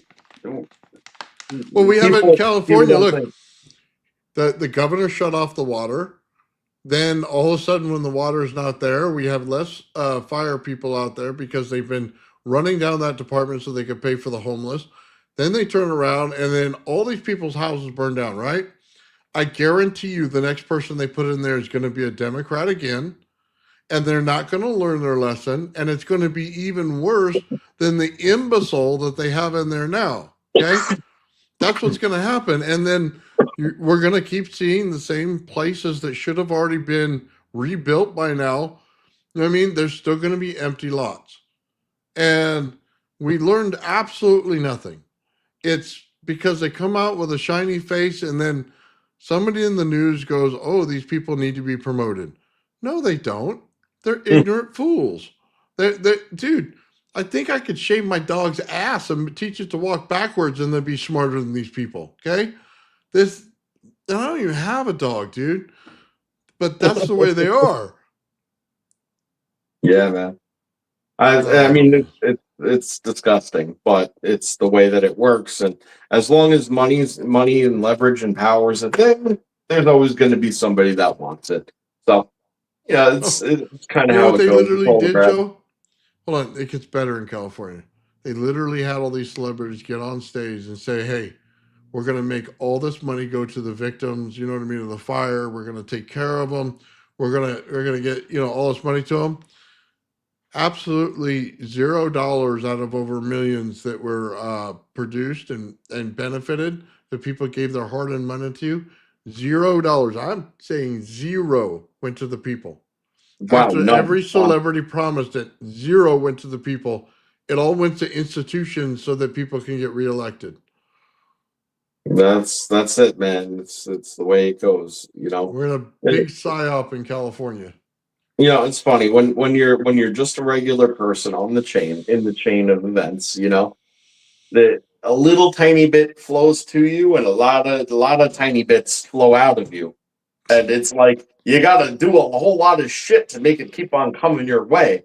But it always goes out no matter what. The thing is that when you're in one of these upper spheres of things, like your money goes out and it goes to benefit this, but then it just comes, you hope at least, right? That the circle of the flow of things is a lot smaller, and Mhm. once you eliminate all these pesky, peasant, people out of the equation, like the money just like circulates nicely throughout it. Like you could, basically spend and get, and it's sort of like whatever, you know.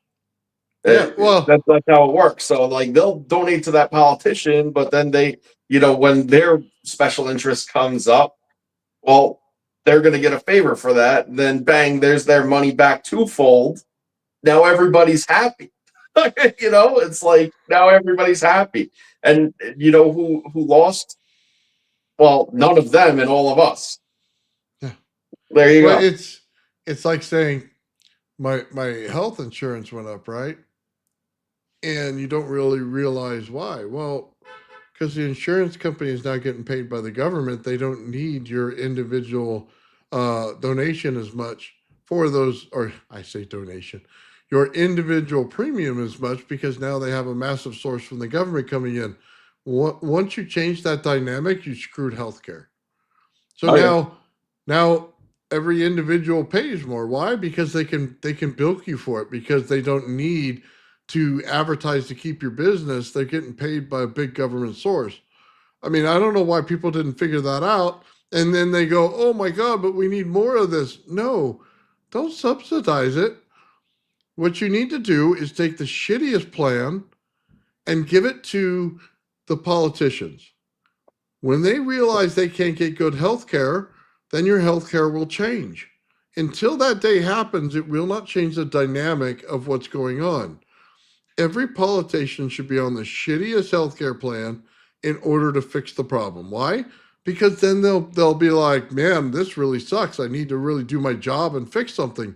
Otherwise, they'll look at it like, "Oh, so many billions of people are now covered by healthcare." No, so many billions of people are being fucked because you don't understand the problem. Anyway, I'll get off the subject. Sorry. Yeah, no, I It's hear been you, three man. hours, man. You know what I mean? I know. Yeah, we went off the stuff and went on to the other stuff. Yeah. It wasn't parts today. It was goddamn taking my money and wasting it. Well, thanks, Grace, in 2025, man. We'll catch up later, man. Awesome. So, yeah. Sorry, guys. Don't mean to get political on you. I'll drop it and walk away from it. So, Yeah. anyway, man, we had a great show tonight, Joe. Um, I want to give a shout out real quick to Darren, man. Darren is totally awesome, brother. Gifted an old man's build membership. Also, $10, man. Super chat. Thank you very much for that. Dude, you're totally awesome, brother. Appreciate everything. Right on, dude. Much appreciated. And uh, speaking of which, don't forget to check out this weekend for the sale of the limited edition Tesla portrait that Yeah, show it to him again. It's right that behind I you. that I made here.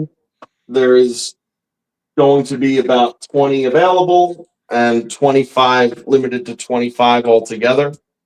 Um, and I think it would make a very nice addition to your office or workspace or wherever you'd hang such a thing. For me, it's my office. But it's 100% original. There's no AI nonsense. You know, it's all original art created by me, and hopefully it's something that you'd like to enjoy. We're going to put them up there for $150. Come nicely framed and matted, signed and numbered. And I hope you guys get on board with that and enjoy. Right on, brother. I definitely am going to be part of that one. Also, just to let you guys know, I'll be on Traveling Fools later on tonight at 7:30 p.m. tonight.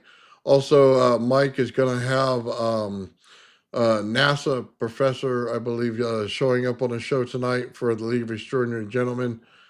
Guys, it's going to be an exciting night.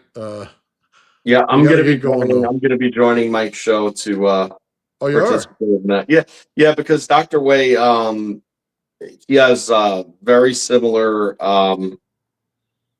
theories about, just how things come to be and time and all that relationship. And I wanted to see if there was an opportunity maybe to ask him a couple of questions and sort of see what he thinks too about some of the stuff we talk about. Right Or on, Dr. brother. You, pardon me, not Dr. We, Dr. You. Talk to you. You know what I mean? Like me, you, we. He seems to be a gentleman and very knowledgeable, and I look forward to hopefully having that opportunity. Right Also, on, I guys. just want to say that the word graviton makes me want to throw up. So if I just want to publicly say that. I've heard that word thrown around in videos a handful of times recently, and I was like, it's the most disgusting thing I've ever heard of in my life. Like, They believe it's real, Joe. yo, the gravity particle. Holy, listen, I could literally bang my head into a fucking 6x6 repeatedly until I was bleeding and unconscious. And with the brain damage that I sustained, I still wouldn't have the level of retardation to believe that gravity was a fucking particle.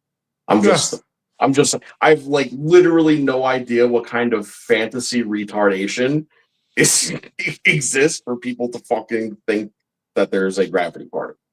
Just throwing that one out there. That word is disgusting. So. Anyway, Oh, man. They make short buses for a reason, Nathan, and the graviton people belong on them. Oh, that's great. Short bus to the moon. Oh, all right, guys. Thank you very much for tonight. Thank you, Joe. Appreciate it, man. I'll see you guys all later tonight. The old man Bill. The old man Bill. The old man Bill. The old man Bill. The old man builds is broken in the head. People not seeing reality has put him in the red. Where conscious and spirituality been stricken from the norm and replaced with the ignorance of basic magnetic form. The geometry of God keeps running through his head. That's what makes old man builds broken in the head. The old man builds. The old man builds. Spheres of destiny are spinning in his mind, making him travel back and forth in time, battling the establishment for just a little recognition. Has him forcing the world to understand his premonition. That world will have all the technology in the end, even if it means his life will fail to instead. The old man builds. The old man builds. The old man builds. The old man builds. Fears of destiny are spinning in his mind, making him travel back and forth in time, battling the establishment for just a little recognition. Has him forcing the world to understand his premonition. That world will have all the technology in the end, even if it means his life will fail to extend. The old man builds. The old man builds. The old man builds. The old man builds.